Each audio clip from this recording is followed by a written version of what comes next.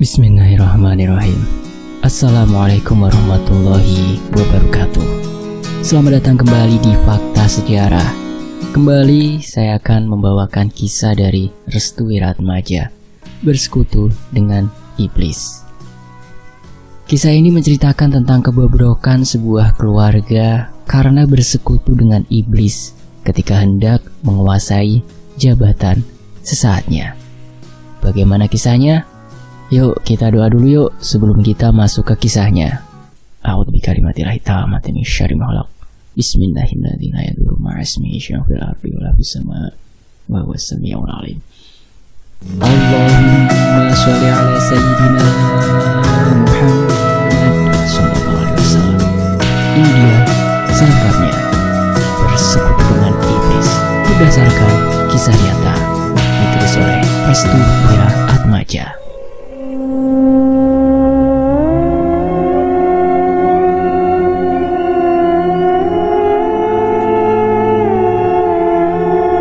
Pemilihan kubu Desa B.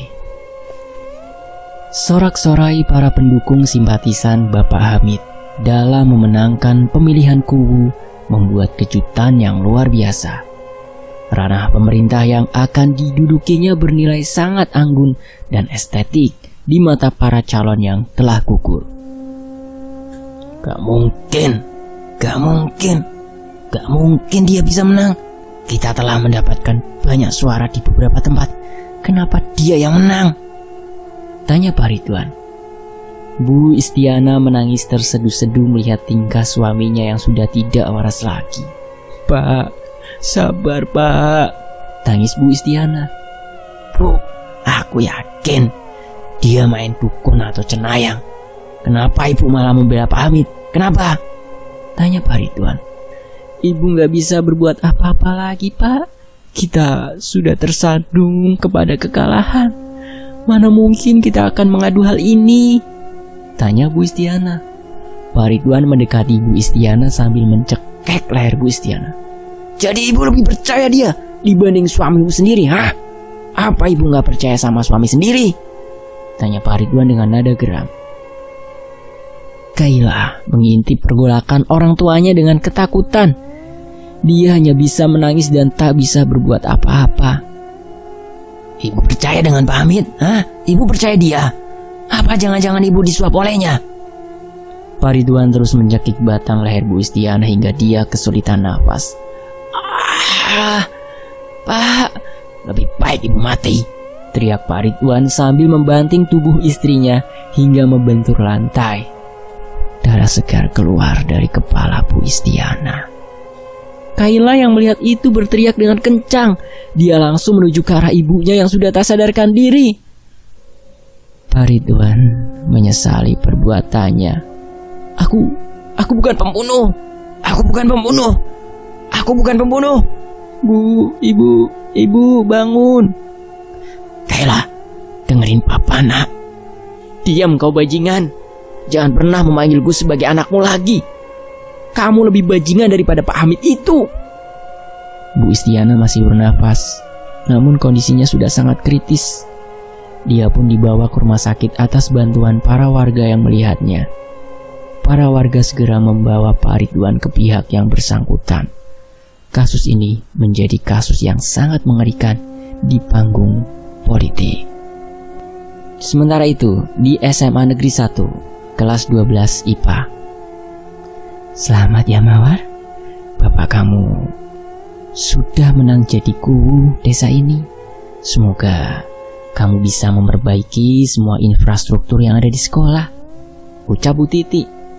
Terima kasih Bu, saya juga berterima kasih karena guru-guru di SMA 1 mendukung penuh bapak saya, senyum Mawar. Tangan Kaila bergetar dengan kuat. Dia memegangi pulpennya dengan sangat kencang seolah-olah itu adalah pisau yang akan digunakan untuk menusuk leher Mawar dari belakang. Lagian juga bapakku menang dengan adil kok. Emangnya bapak si Kaila yang fitnah bapakku pakai jasa dukun? Ucap Mawar disambut tawaan seluruh kelas. Bu Titi pun tertawa juga mendengarnya. Bapakku kalah karena memang dicurangi. teriak Kayla sambil bangkit dari duduknya. Oh, jadi kamu mau mengadukan hal ini kepada pihak yang terkait? Kamu punya bukti untuk diajukan kepada KPU? Ucap Mawar dengan sombongnya. Kayla mendekati Mawar sambil membawa pulpen di tangannya. Seandainya ibuku tidak sakit, bapakku tidak gila, dan aku anak orang kaya, aku akan menjadikanmu budak di rumah untuk mengurusi anjing-anjing peliharaanku, kata Kayla. Mawar meringsek maju ke arah Kayla. Sambil mendorong Kayla. Kayla terjatuh karenanya. Seluruh murid panik melihat pertengkaran mereka berdua. Kamu mengira dengan koneksimu yang rendah, hartamu yang sedikit, dan keluargamu yang sudah hancur, kamu bisa mengalahkanku? Aku yang telah mendanai seluruh infrastruktur sekolah. Itu karena siapa? Itu karena bapakku, teriak Mawar sambil menginjak perut Kayla. Kayla pun kesakitan. Aku memang tak punya bukti untuk itu. Namun jika semua ini aku arahkan dan ajukan kepada BPD, mungkin pelantikan bapakmu akan tertunda, senyum Kayla. Sialan, Mawar terus menginjak-injak perut Kayla. Seluruh murid yang menyaksikan itu berusaha untuk menghentikannya. Pagi yang kelam bagi Kayla. Dia korban sekaligus orang yang terfitnah. Singkat cerita, pindah ke ruangan kepala sekolah. Kayla terdiam, berpaku kepada keadaan yang tidak mendukungnya. Dia tak merasa bersalah akan apapun yang dilakukannya. Kayla, ibumu itu orang baik. Berhentilah untuk mengotori reputasi kebaikan ibumu. Jangan pernah mendekati keluarga Mawar yang memiliki koneksi besar di desa ini, ucap Pak Bani selaku kepala sekolah. Kayla menatap wajah Pak Bani dengan tatapan mengerikan.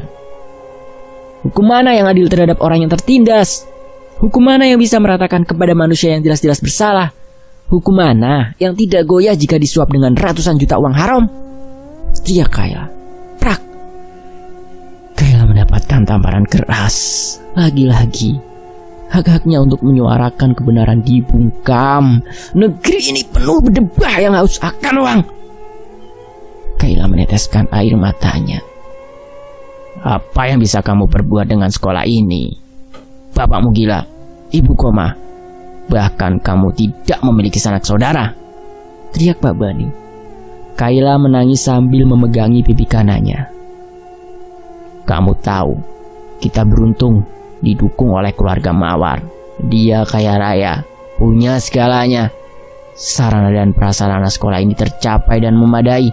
Sedangkan kamu, kamu hanyalah lalat yang terus mengganggu keheningan kita semua. Sekarang kamu pilih.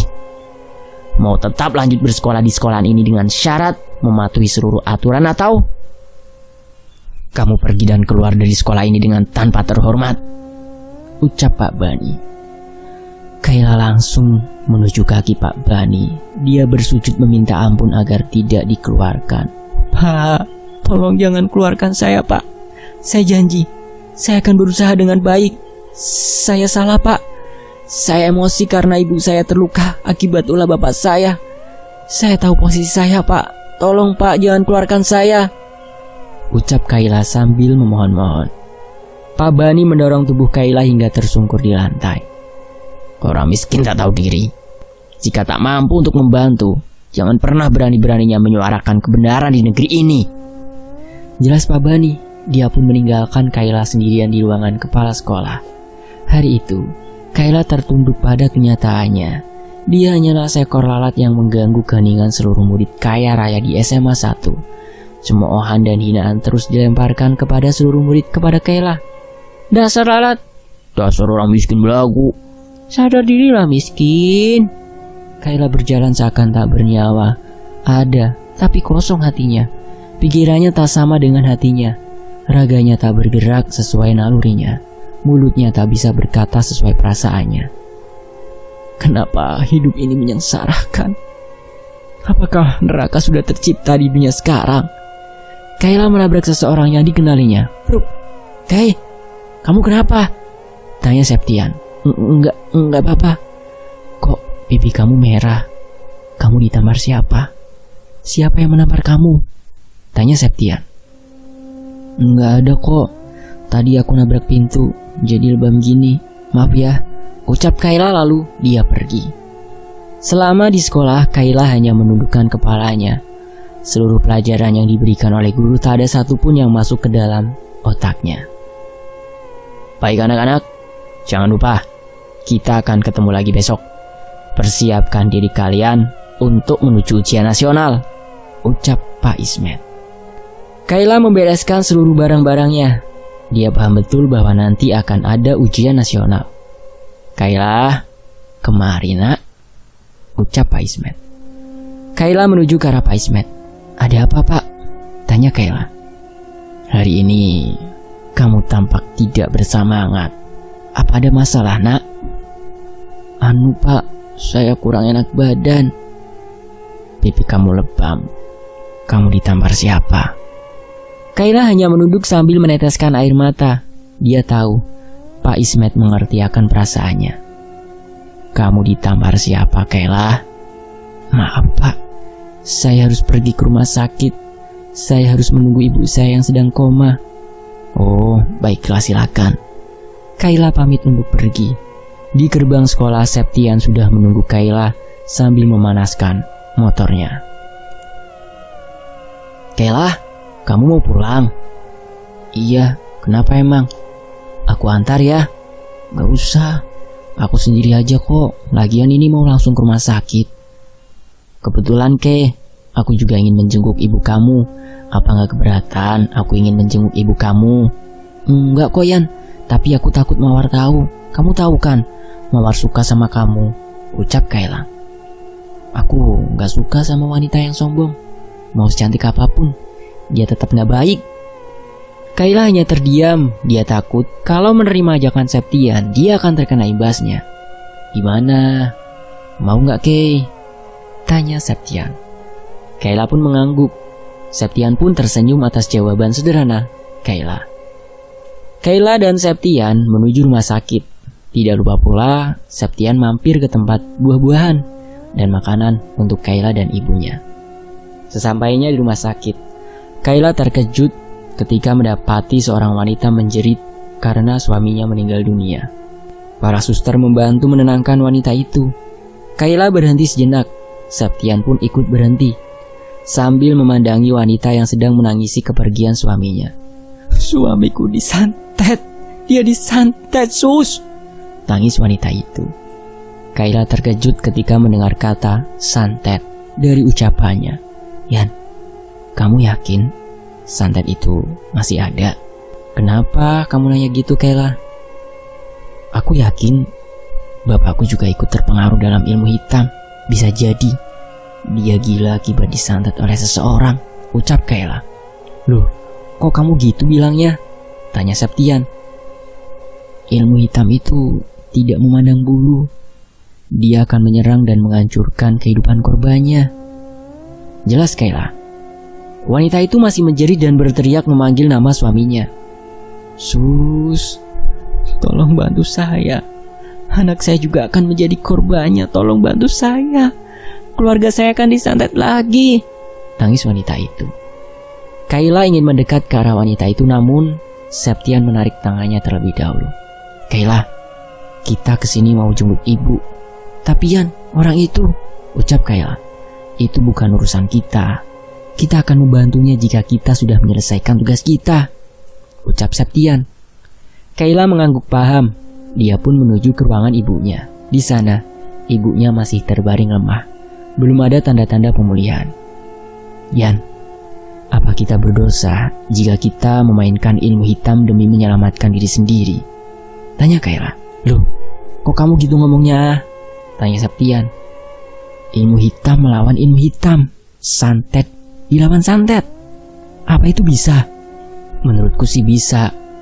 Kayla memegangi kaca jendela dan hanya bisa melihat ibunya dari luaran.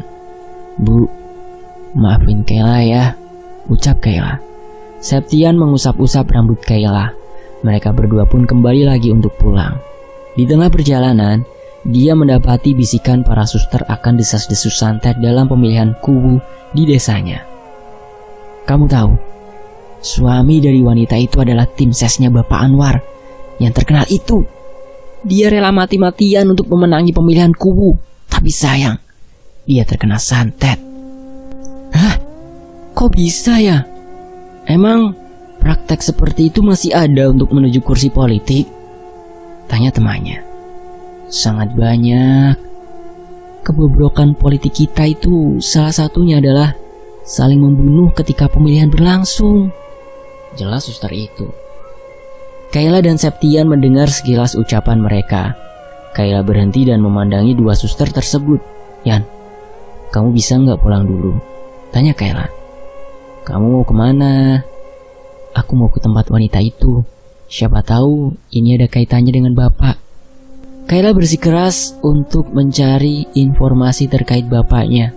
Dia tahu, mungkin bapak ada kaitannya dengan paslon Kuwu yang lain. Sus, tahu alamat ibu yang suaminya barusan meninggal tidak? Tanya Kayla. Oh, di jalan itu, RT 8 RW 2. Jawab suster. Terima kasih sus. Kayla langsung berlari untuk mencari angkot. Septian tertinggal di belakangnya. Kayla, tungguin! Teriak Septian. Kayla tidak memperdulikan Septian. Dia langsung menaiki angkot untuk menuju ke rumah wanita yang suaminya baru meninggal di rumah sakit tadi. Septian segera mengejar arah angkot itu, namun sayang, dia harus tertahan dan kehilangan jejak angkot itu dikarenakan terhenti oleh lampu merah. Sial! Teriak Septian sambil memandangi lampu merah yang masih berada di detik 30. Kayla terus menatap kanan kiri jalan untuk mencari alamat wanita itu. Pak, depan kiri ya pak! Teriak Kayla. Angkot pun terhenti tepat di jalan S yang dimaksud. Kayla segera membayar dan langsung masuk ke sebuah penduduk yang sangat sepi. Kok sepi ya? Tanya Kayla. Di sepanjang tembok warga banyak terpasang poster-poster yang berisi tentang dukungan terhadap Bapak Anwar. Tulisannya seperti ini. Dukung Anwar Saifuddin sebagai Kuwu desa yang bersih dan bersinergi. Dan Kayla pun terus masuk ke dalam untuk mencari alamat yang dimaksud. Setiap dia menemukan warga dan menanyakan keberadaan wanita yang dimaksud, warga itu langsung berlari dan menutup pintu. Mereka tahu bahwa suami dari wanita itu adalah korban santet karena menjadi tim ses dari Bapak Anwar. Akhirnya, dia pun menemukan sebuah rumah yang persis dengan alamat yang diberikan oleh suster tersebut. Kayla mengetuk-ngetuk pintu. Tak ada jawaban, pintu masih tertutup. Ketukan kedua juga sama. Kayla masih memandangi sekitaran rumah. Para warga banyak yang mengintip tingkah Kayla dari dalam rumahnya. Barulah tepat ketika ketukan ketiga, seorang wanita yang persis ditemuinya di rumah sakit keluar.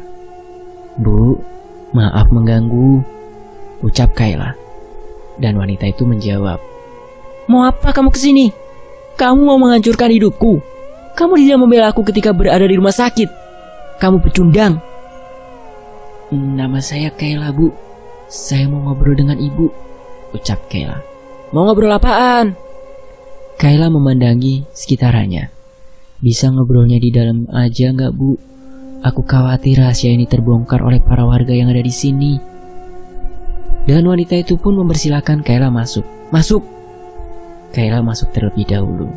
Dia memperhatikan dengan jelas para warga yang masih mengintip di luaran lewat jendela rumahnya masing-masing. Pintu rumah ditutup keras oleh wanita itu. Kayla terkejut mendengar suara pintu yang ditutup dengan keras oleh wanita itu. Siapa namamu? Nama saya Kayla bu. Ada perlu apa kamu kemari? Saya ingin menanyakan tentang pemilihan Kuwu yang diselenggarakan beberapa waktu yang lalu. Wanita itu mempersilahkan Kayla duduk. Kayla masih menggunakan baju SMA-nya. Kamu dari SMA 1? Iya bu, bagaimana ibu bisa tahu? Rata-rata murid di sana adalah murid anak orang kaya. Dilihat dari tampangmu, kamu sepertinya tidak termasuk. Kayla terkejut mendengarnya. Bapakku kalah dalam pemilihan Kuwu. Ibuku sedang koma. Aku memang bukan berasal dari strata orang kaya. Jelas Kayla. Apa? Bapakmu kalah dalam pemilihan Kuwu? Siapa namanya? Tanya wanita itu. Pak Ridwan. Ridwan? Wanita itu memasang ekspresi takut. Kenapa bu? Tanya Kayla. Tidak ada apa-apa. Perkenalkan, nama saya Roshidah. Saya adalah tim sukses dari Bapak Anwar. Aku dan suamiku berusaha memenangkan Bapak Anwar dalam pemilihan kuwu. Salah satu saingan terberatnya adalah bapakmu sendiri. Jelas Bu Roshidah. Jadi, Bapak adalah rival Pak Anwar? Tanya Kayla. Tidak juga. Di antara mereka berdua tampak damai, bahkan saling mensupport satu sama lain, walaupun itu melanggar kode etik pemilihan. Namun semuanya menjadi hancur ketika hari itu tiba. Kenapa, Bu? Bapakmu dan Pak Anwar dicurangi oleh salah satu paslon yang sekarang menduduki kursi lurah yang dimaksud. Maksud Ibu Pak Hamid? Dari mana kau tahu? Bapak yang bilang sebelum Bapak masuk RSJ, dia bilang kepada Ibu tentang itu. Bu Roshidah terdiam sebentar. Dia memandangi wajah suaminya. Suamiku ditugaskan untuk mencari tahu tentang kebenarannya, namun dia meninggal setelah tahu isi dari hasil yang dimaksud. Jelas Bu Roshidah. Kayla masih mendengarkan lanjutan penjelasan dari Bu Roshidah. Semua kursi politik itu tidak ada yang bersih. Jika dia menang karena uang, bisa juga dia menang karena kuasa ilmu hitam yang menjadikan sebagai dukungan terbesarnya. Namun, beberapa juga yang menang dengan cara yang benar. Jelas Bu Roshidah. Kau harus tahu kebenarannya, Kayla. Ini menyangkut seluruh keluargamu. Jika tidak, semuanya akan hancur. Ucap Bu Roshidah. Apa maksudnya, Bu? Tanya Kayla. Dia menggunakan seorang cenayang wanita. Tak ada yang bisa mendekatinya. Suara langkah kakinya bisa membuat orang takut. Ibu pernah bertemu dengan cenayang itu? Aku belum pernah, Kayla. Namun suamiku pernah bertemu dengannya. Ketika dia hendak membongkar rahasia itu, tiba-tiba datang cenayang dengan menggunakan andong. Rambutnya panjang dan gimbal. Dia membawa tongkat. Bu Roshidah menceritakan ciri-ciri cenayang yang dimaksud. Yang mengerikannya lagi adalah ketika orang itu mendekat, seluruh tubuh suamiku terhenti. Lehernya seperti tercekik dan dia terangkat dari tanah tempat dia berdiri. Cenayang itu seperti ratu ilmu hitam. Jelas Bu Roshidah. Kayla merinding mendengarkan hal itu. Dia tak tahu apa tujuan sebenarnya. Kayla bertanya kepada Bu Roshidah lagi, apa tidak ada cara lain untuk membunuh wanita itu? Aku tak tahu, Kayla. Aku bahkan sedang memikirkannya hingga sekarang. Aku ingin menggorok lehernya, mengeluarkan seluruh organ tubuhnya. Bu Roshidah terbawa emosi. Aku akan mencincangnya menjadi beberapa bagian. Akan kubuang kepalanya di laut selatan dan tubuhnya di laut utara, agar tidak bisa menyambung lagi. Aku juga akan menghabisi keluarga Hamid, keluarga pendosa itu. Teriak Bu Roshidah. Cukup, teriak Kayla. Kayla menggebrak meja. Dia tak tahan dengan seluruh perkataan Bu Roshidah. Bu Roshidah bangkit kembali. Dia menarik tangan Kayla. Sekarang kamu keluar. Keluar sekarang, teriak Bu Roshidah. Bu, tapi aku belum selesai. Sudah, kau tahu saya ikut campur dengan urusan ini. Kayla dipaksa keluar oleh Bu Roshidah. Dia didorong begitu saja hingga terjatuh di depan rumah Bu Roshidah. Jangan pernah kembali lagi, teriak Bu Roshidah. Bruk! Pintu ditutup dengan kencang. Kayla menangis sesaat. Dia tak tahu harus bagaimana lagi. Dia pun pergi meninggalkan rumah Bu Roshidah dan kembali pulang ke rumahnya. Mungkin suatu saat nanti dia akan membutuhkan Bu Roshidah sebagai orang yang bisa membantunya. Keesokan harinya, sekolah digegerkan dengan berita anak Pak Anwar yang terjatuh dari rumahnya yang bertingkat 2. Elis terjatuh? Kok bisa? Tanya murid-murid ketika dia sedang menghubungi salah satu murid yang dijadikan sebagai narasumber. Dia terjatuh karena stres akibat bapaknya kalah karena hasil pemilihan lurah. Ada yang bilang Elis mau bunuh diri karena tak tega melihat orang tuanya menderita. Jelas Sofia sebagai murid yang tahu akan berita-berita yang sensitif itu. Kayla segera mendekati Sofia dan mendorongnya hingga kepalanya menabrak tembok. Au! Murid-murid terkejut dengan perlakuan Kayla terhadap Sofia. Apa maksudmu? Apa yang terjadi dengan Elis? Elis kenapa? Tanya Kayla. Sofia langsung mendorong kembali tubuh Kayla. Bajingan kau Kayla, apa maumu Apa kamu tidak menyusul Elis yang hendak bunuh diri? Kalian semua haus akan dukungan ya? Anak pejabat sama saja, haus akan pengakuan. Kalau kalah ya sudah kalah, gak usah buat yang enggak. Dasar pecundang, teriak Sofia. Kayla tak bisa berpikir apa-apa. Dia hanya khawatir akan keadaan Elis. Sofia pun meninggalkan Kayla. Namun Kayla segera menghadangnya sambil membentangkan kedua tangannya. Tunggu, aku tak akan membuatmu lewat sebelum kamu ceritakan apa yang sebenarnya. Ini bohong kan? Sofia pun geram dengan tingkah Kayla. Dia pun mendorong tubuh Kayla, namun Kayla masih bisa menahannya. Aku gak akan biarin kamu lewat sebelum kamu kasih tahu kebenarannya, Sofia. Sofia pun tak berkutik mendengar ancaman Kayla. Tunggu di kantin, jam istirahat, ucap Sofia. Desas-desus beredarnya kabar angin bahwa Elis terjatuh dari lantai 2 rumahnya semakin menguat. Anak-anak, kita doakan agar teman kita Elis segera sembuh, ucap Pak Bani, kepala sekolah SMA 1. Mawar tampak biasa-biasa saja ketika mendengar hal itu. Dia bahkan tak peduli akan berita jatuhnya Elis dari lantai 2 rumahnya. Kayla pun segera mendekati Mawar. Dia langsung menarik rambut Mawar. Apa yang terjadi dengan Elis? Jawab! Teriak Kayla. Seluruh murid terkejut melihat tingkah Kayla yang kurang ajar itu. Apa yang kamu lakukan, Kayla? Lepaskan rambut Mawar. Lepaskan sekarang! Teriak Pak Bani. Bajingan! Teriak Mawar. Dia pun menusukkan pulpen kepada lengan Kayla. Jelep! Darah merah mengotori lengan baju Kayla. Kayla berteriak kencang dan melepaskan tangannya. Pulpen itu masih menempel kuat di lengan Kayla. Para siswa berteriak histeris melihat Kayla terluka akibat ditusuk oleh Mawar. Mawar tetap tidak memberikan ampun kepada Kayla. Dia mendorong Kayla hingga berada di pojokan dinding kelas. Beberapa orang sempat ingin memisahkan keduanya. Namun karena Mawar memiliki daya kekuatan terhadap sekolah yang besar, tentu saja mereka tidak ingin ikut campur di dalamnya.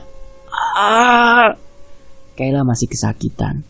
Dia terus menekan lengannya agar pendarahannya terhenti. Bapakmu sudah kalah, ibumu sudah koma. Siapa lagi yang akan kau harapkan? Sadari tempatmu bersandar. Sadari keadaan yang tak akan pernah memihakmu, ucap Mawar sambil menendangi kaki Kayla dengan sangat kencang. Sakit. Sakit? Kau butuh keadilan kan? Hentikan Mawar, teriak Pak Bani. Diam Pak. Bapak tak usah ikut-ikutan urusan saya. Ini akan menjadi terakhir kalinya si keparat ini mengganggu saya lagi, ucap Mawar sambil terus menendangi kaki Kayla. Kau butuh keadilan kan? Kau butuh kepastian akan hukum yang tegak kan? Kau butuh pembelaan ketika dirimu merasa korban kan? Kita ini tak pernah mendapatkan keadilan. Jadi sadarilah posisimu, miskin. Orang miskin tak pernah mendapatkan keadilan. Teriak Mawar. Seorang siswi langsung keluar ketika dirasa perbuatan Mawar sudah kelewat batas. Mawar masih saja terus menendang-nendang kaki hingga tubuh Kayla dan membuat wajah Kayla memucat. Sampai kapanpun kamu akan kalah. Keluarga busukmu, bapak dan ibumu akan mati, teriak Mawar. Mawar pun ingin menendang wajah Kayla, namun Pak Ismet langsung memasuki kelas bersama dengan Septian dan Tira, siswi yang memanggil Pak Ismet dan Septian. Hentikan Mawar, teriak Pak Slamet. Mawar pun memandangi sumber dari suara itu. Pak Ismet langsung mendekat ke arah Mawar. Pak Bani hanya terdiam saja ketika Pak Ismet sudah turun tangan. Apa yang kamu lakukan, Kamu mau jadi seorang pembunuh? Teriak Pak Ismet. Bapak gak usah ngurusin hidup saya, ucap Mawar dengan suara lirih. Lancang ya kamu. Pak Ismet pun mengangkat tangannya. Para siswa sudah mulai tegang melihat Pak Ismet yang sudah emosi itu. Pukul saja Pak, pukul. Apakah Bapak ingat? Siapakah yang mendanai biaya pengobatan istri Bapak yang ada di rumah sakit sekarang? Tanya Mawar dengan senyum. Bapak gak usah sok kasar dengan membela Pak. Bapak sendiri tidak tahu posisi Bapak di hadapan saya kan? Seharusnya Bapak membela saya, bukannya malah menghentikan saya. Senyum Mawar dengan nada menggoda. Pak Ismet pun menurunkan tangannya. Lalu dia menuju kepada Kayla yang sudah melemas dan tak sadarkan diri. Septian langsung mendekati Mawar dan berkata, "Aku bisa menghancurkanmu. Jadi kamu mau aku gagalkan bapakmu untuk tidak menjadi kubu?" Ucap Septian dengan tatapan tajamnya. Mawar tersentak mendengar hal itu. "Maksudmu?" tanya Mawar. "Bapakku merupakan salah satu pengurus dari pengawas desa. Aku bisa saja membawa kasus ini hingga membuat bapakmu gagal dilantik," ucap Septian. "Hah?" Mawar pun ketakutan mendengar jawaban dari Septian. Kayla pun akhirnya dibawa ke UKS. Seluruh siswa pun keluar kelas karena tampak kecewa dengan tingkah Mawar yang telah berlebihan. Di dalam kelas hanya menyisakan 2 orang saja, yaitu Pak Bani dan Mawar. Ruangan UKS telah penuh dengan para siswa. "Yang lain, masuk ke dalam kelas!" teriak Pak Ismet. Akhirnya, di dalam UKS hanya menyisakan Pak Ismet, Septian, dan Hana. Untung, lukanya tidak terlalu dalam, jadi masih bisa dihentikan pendarahannya, ucap Pak Ismet sambil mengobati luka Kayla. Septian dan Hana hanya memperhatikan Pak Ismet yang sedang menutup luka Kayla. "Hana, bagaimana kejadiannya?" tanya Pak Ismet. Hana pun menceritakan kepada Pak Ismet. "Ini ada hubungannya dengan Elis, Pak.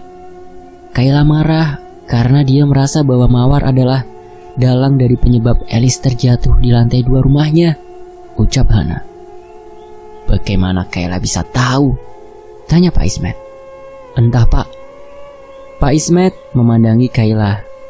Dia merasa bahwa Kayla hanyalah korban dari kedua orang tuanya. "Aku tahu ada yang tidak beres dengan ini, Pak. Mungkin yang dikatakan Kayla ada benarnya juga," jelas Septian. "Apa maksudmu?" tanya Pak Ismet. "Bukannya Elis dan Mawar itu dekat, Pak. Tapi kenapa Mawar tampak biasa-biasa saja ketika mendengar berita terjatuhnya Elis?" tanya Septian. "Mawar memang dekat dengan Elis. Kedua orang tuanya juga sama-sama bersaing dalam memperebutkan kursi menuju kubu di desanya. Namun tak ada ceritanya mereka berdua bermusuhan. Peristiwa terjatuhnya Elis dari lantai 2 masih misteri. Mungkin ini ada kaitannya dengan kekalahan yang dirasakan oleh kedua orang tua Elis. Namun bisa jadi ini karena ada sesuatu yang menyebabkan Elis terjatuh. Saat jam istirahat, Sofia mencari-cari keberadaan Kayla. Namun dia tidak bertemu. Akhirnya dia pun menuju kelasnya. Di sana, Mawar telah menunggu kedatangan Sofia. "Halo War, lihat Kayla nggak?" tanya Sofia. Pintu kelas ditutup oleh 2 teman Mawar yang sudah siaga untuk menjebak Sofia. Mawar langsung menjambak rambut Sofia hingga beberapa helai rambut Sofia menjadi rontok. Lepasin War, apa salahku?" pinta Sofia.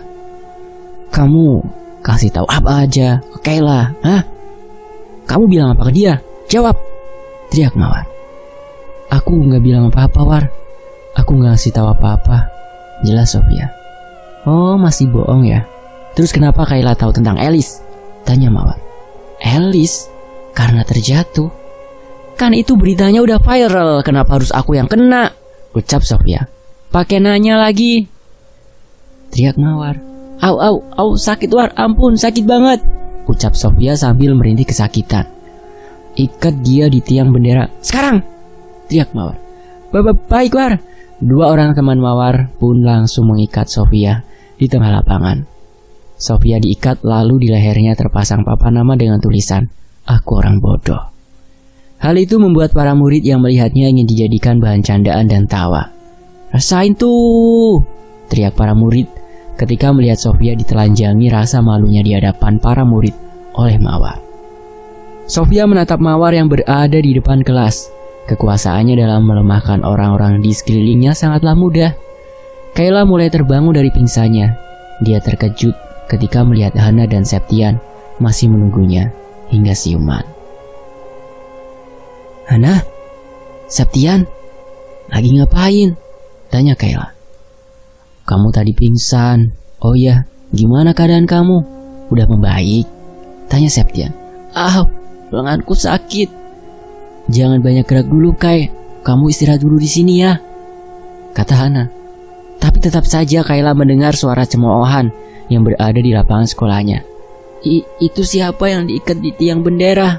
Tanya Kayla. Hana dan Septian saling memandang. Itu siapa? Ya Kayla. Itu Sofia, Kai. Dia diikat oleh Mawar dan teman-temannya di tiang bendera, ucap Hana. Lalu kalian gak diam aja kan? Kalian gak mau bantu? Kalian temannya kan? Tanya Kayla. Maaf Kai, aku gak mau ikut campur dengan Mawar. Kamu tahu sendiri kan, dia punya segalanya, jawab Hana. Kata siapa dia punya segalanya? Karena dia anak orang kaya dan anak yang berkuasa, jadi dia punya wewenang untuk menjatuhkan harga diri seseorang. Dia memang punya harta dan kekuasaan, tapi dia gak punya hak untuk menjatuhkan harga diri seseorang, jelas Kayla. Kayla pun meninggalkan Septian dan Hana dengan langkah tertatih-tatih. Kayla ingin menyelamatkan Sofia yang berada diikat di tiang bendera. Hana dan Septian menyusul Kayla dan terus menghalangi Kayla agar dia tidak menuju ke tempat Sofia. Kay, udah, jangan dipaksa. Septian terus merayu Kayla agar tidak menuju ke tempat Sofia. Kalau kamu gak mau bantu, lebih baik gak usah menghalangi jalanku. Aku kecewa Sep dengan kamu. Aku pikir kamu murid laki-laki yang beda dari yang lain, tapi ternyata sama saja, ucap Kayla. Kayla menuju tempat Sofia yang terikat di tiang bendera. Sedangkan Hana dan Septian, mereka berdua hanya memandangi tingkah Kayla. Entah karena ketakutan atau entah karena tidak memiliki hak untuk membantu Kayla. Hei, hentikan! Teriak Kayla ketika beberapa murid melakukan hal yang tidak senonoh kepada Sofia dengan mencoret-coret baju hingga wajah Sofia. Para murid yang mengerubungi Sofia segera pergi ketika dia tahu bahwa yang datang adalah Kayla. Awas, ada anak pecundang! Teriak mereka satu sama lain. Jangan temenan sama dia, gara-gara dia Sofia jadi terikat kayak gini, culit mereka di belakang Kayla. Kayla tidak peduli. Dia tetap menuju ke arah Sofia. Namun Sofia tampak murung dan tak bersemangat. Kamu kenapa? Tanya Kayla. Sofia tidak menjawab.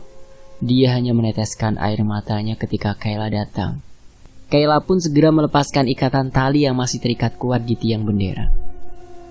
Jangan dilepas, Kay, ucap Sofia dengan ekspresi wajah yang sangat kosong. Kamu ngomong apa, Kay? Tanya Kayla. Jangan dilepas, Kay, jangan, ucap Sofia. Enggak, aku bakal lepasin kamu sekarang. Kita akan bahas Elis. Kamu udah janji. Kita harus pergi dari sini, ucap Kayla. Elis terjatuh karena ulah orang tua Mawar. Raganya dikendalikan oleh cenayang yang mengerikan. Aku melihat dengan mata kepalaku sendiri kalau tubuhnya seperti digerakkan, ucap Sofia. Kamu ngomong apa, Pia? Tanya Kayla. Satu hari sebelum insiden itu terjadi, Elis sempat berdebat dengan Mawar karena dia ingin membelamu ketika kamu dihajar habis-habisan oleh Mawar dan Pak Bani. Namun tanpa sadar, Mawar menyimpan dendam kepada Elis. Dia pun menyuruh orang tuanya untuk mencelakai Elis. Kamu tahu dari mana, Sophie? Tanya Kayla. Sofia menatap wajah Kayla. Aku menguntit seluruh pergerakan Mawar selama ini. Aku tak mau orang rendah seperti kita selalu ditindas dengan iming-iming koneksi terbesar di sekolah atau kekuasaan orang tuanya, jawab Sofia.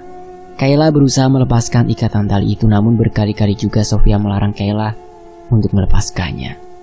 Kay, tinggalin aku di sini, ucap Sofia. Enggak, aku gak akan ninggalin kamu sendirian di sini. Kamu lihat kan, seluruh murid di sini seperti iblis, teriak Kayla.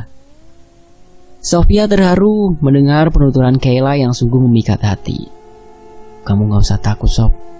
Sampai detik terakhir pun, aku akan membongkar seluruh kebusukan yang ada di keluarga Mawar, ucap Kayla. Terima kasih, Kay. Kamu gak usah berterima kasih. Ikatan tali pun terlepas. Terima kasih. Karena kamu ingin menjadi temanku, Kay. Di dunia ini, mencari teman yang baik lebih sulit dibanding mencari teman yang asyik. Karena tidak semua yang terasa asik itu baik. Tangis Sofia sambil memeluk Kayla. Pandangan keluarga Pak Hamid menurut narasumber seperti ini ya. Sebentar lagi akan pelantikan, Pak. Apa ada sesuatu yang harus saya persiapkan? Tanya Ibnu, tim sukses dari Pak Hamid. Pak Hamid masih membaca rundown acara yang akan digelar saat pelantikan nanti. Sepertinya tidak ada. Bagaimana dengan anak Pak Ridwan? Apa dia sudah kau bereskan? Tanya Pak Hamid. Sudah, Pak. Rumor dan kabar miring mengenai Elis sudah tersebar kebenarannya di sekolah, jawab Ibnu. Bagus. Jangan sampai informasi mengenai Cenyayang itu bocor. Ibnu merupakan tim ses yang bertanggung jawab sepenuhnya akan tragedi pemilihan yang menewaskan suami dari Bu Rashidah, Pak Faisal. Dia juga yang merekomendasikan akan Cenayang yang dimaksud. Cenayang ini merupakan terkenal dengan ilmu hitam yang sangat berbahaya. Sementara itu di rumah Elis, keadaan Elis sendiri masih belum bisa sadar. Orang tua Elis, Bu Rifah, sangat terpukul ketika mengetahui anak semata wayangnya Elis terjatuh dari lantai 2 rumah. Sepulang sekolah, Kayla, Sofia, Hana dan Septian mengunjungi rumah Elis. Bu Rifah meminta kepada dokter untuk merawat Elis di rumahnya sendiri. Bagaimana keadaan Elis, Bu? Tanya Kayla. Elis belum sadar, Dek.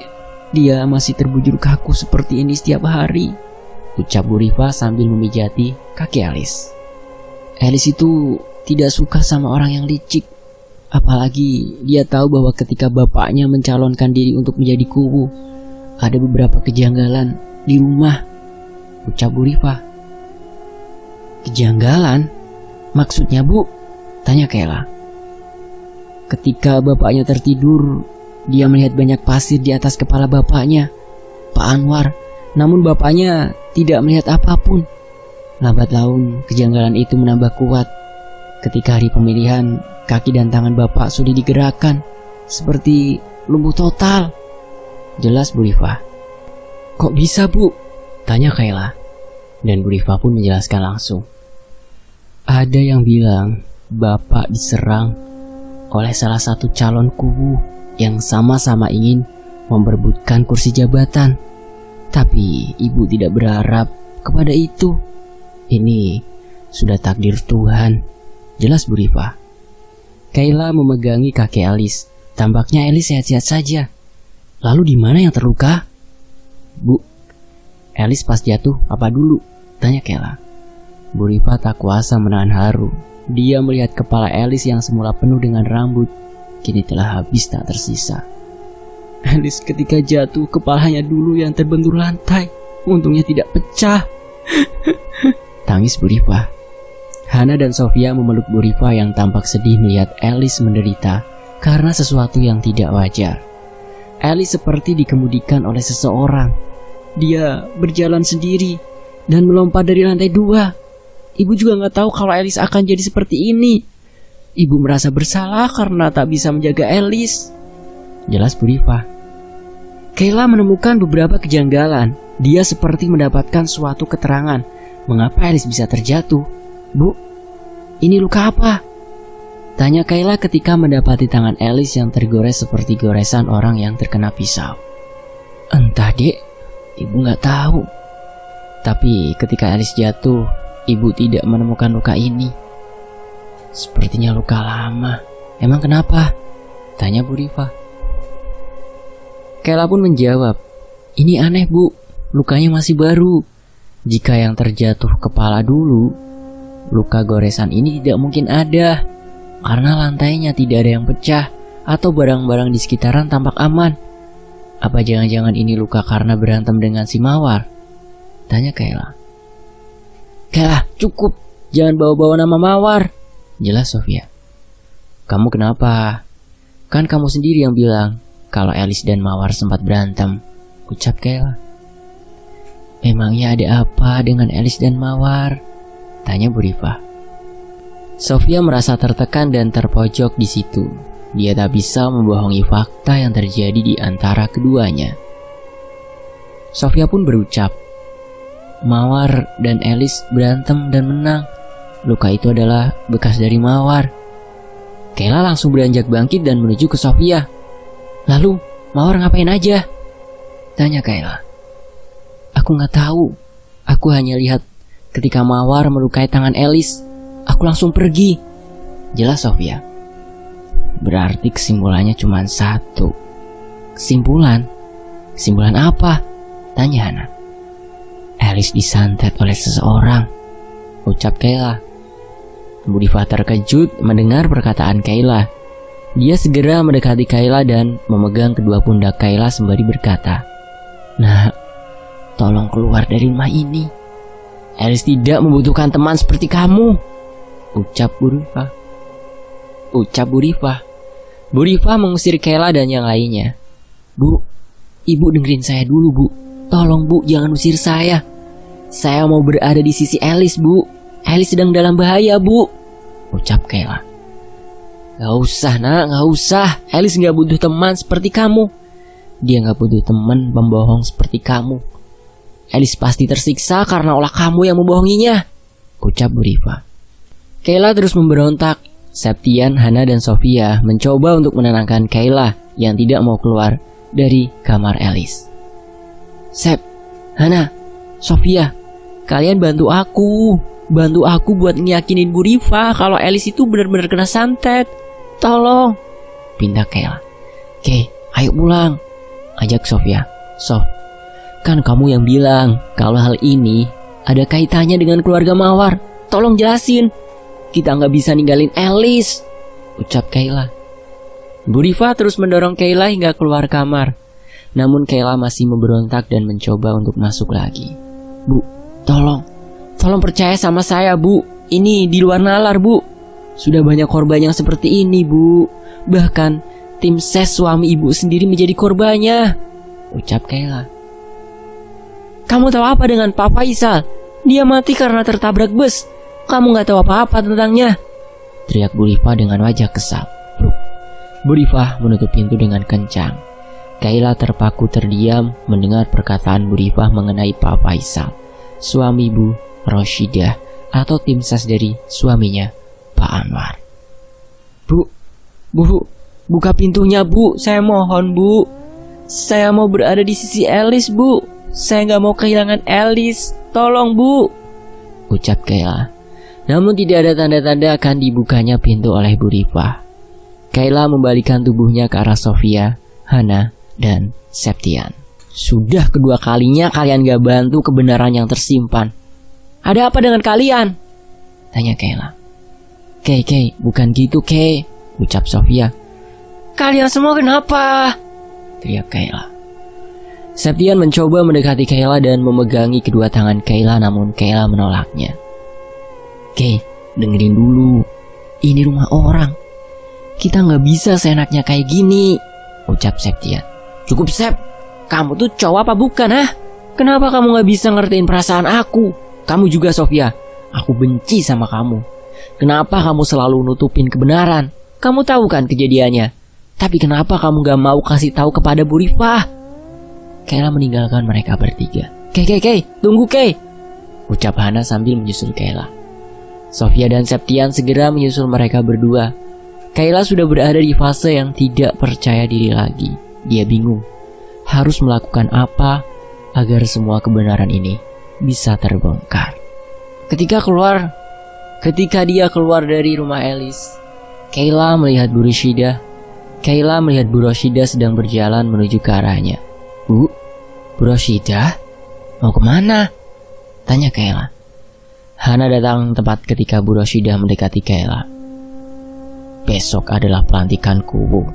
Saya tidak mau kalau Pak Hamid harus memimpin desa ini. Bisa-bisa seluruh orang yang terlibat di dalamnya akan terkena santet. Pak Hamid telah bersekutu dengan iblis, jelas Bu Roshidah. Bu, maksudnya gimana, Bu? Bu Roshidah meninggalkan mereka berdua. Jalannya seperti orang linglung dan tak tahu arah. Mungkin karena nasib dari Pak Faisal yang baru saja meninggal. Septian dan Sofia mendekati Hana dan Kayla. Siapa tuh, Kay? Tanya Septian. Sep, emang besok pelantikanku ya? Tanya Kayla. Kayaknya sih iya, Kay. Soalnya kata bapak besok ada acara di balai desa. Mungkin pelantikan, jelas Septian. Kenapa, Kay? Tanya Sofia lagi. Aku punya firasat gak enak. Sementara itu, di rumah Mawar, tempat keberadaan Pak Hamid, pukul 21 malam hari. Pak Hamid sedang mengumpulkan seluruh anggota keluarganya di ruangan khusus. Di sana terdapat Mawar, Pak Hamid, Bu Risma, dan Ibnu. Besok adalah pelantikan. Bu Roshidah tahu mengenai jejak buruk yang telah aku buat. Jangan sampai besok dia merusak seluruh tatanan acara. Bagaimanapun juga acara besok harus lancar, ucap Pak Hamid. Mawar terdiam karena dia takut akan ada sesuatu yang tidak terduga terjadi. Selain Bu Roshidah, anak dari Anwar juga telah terlibat dalam kenyamananku.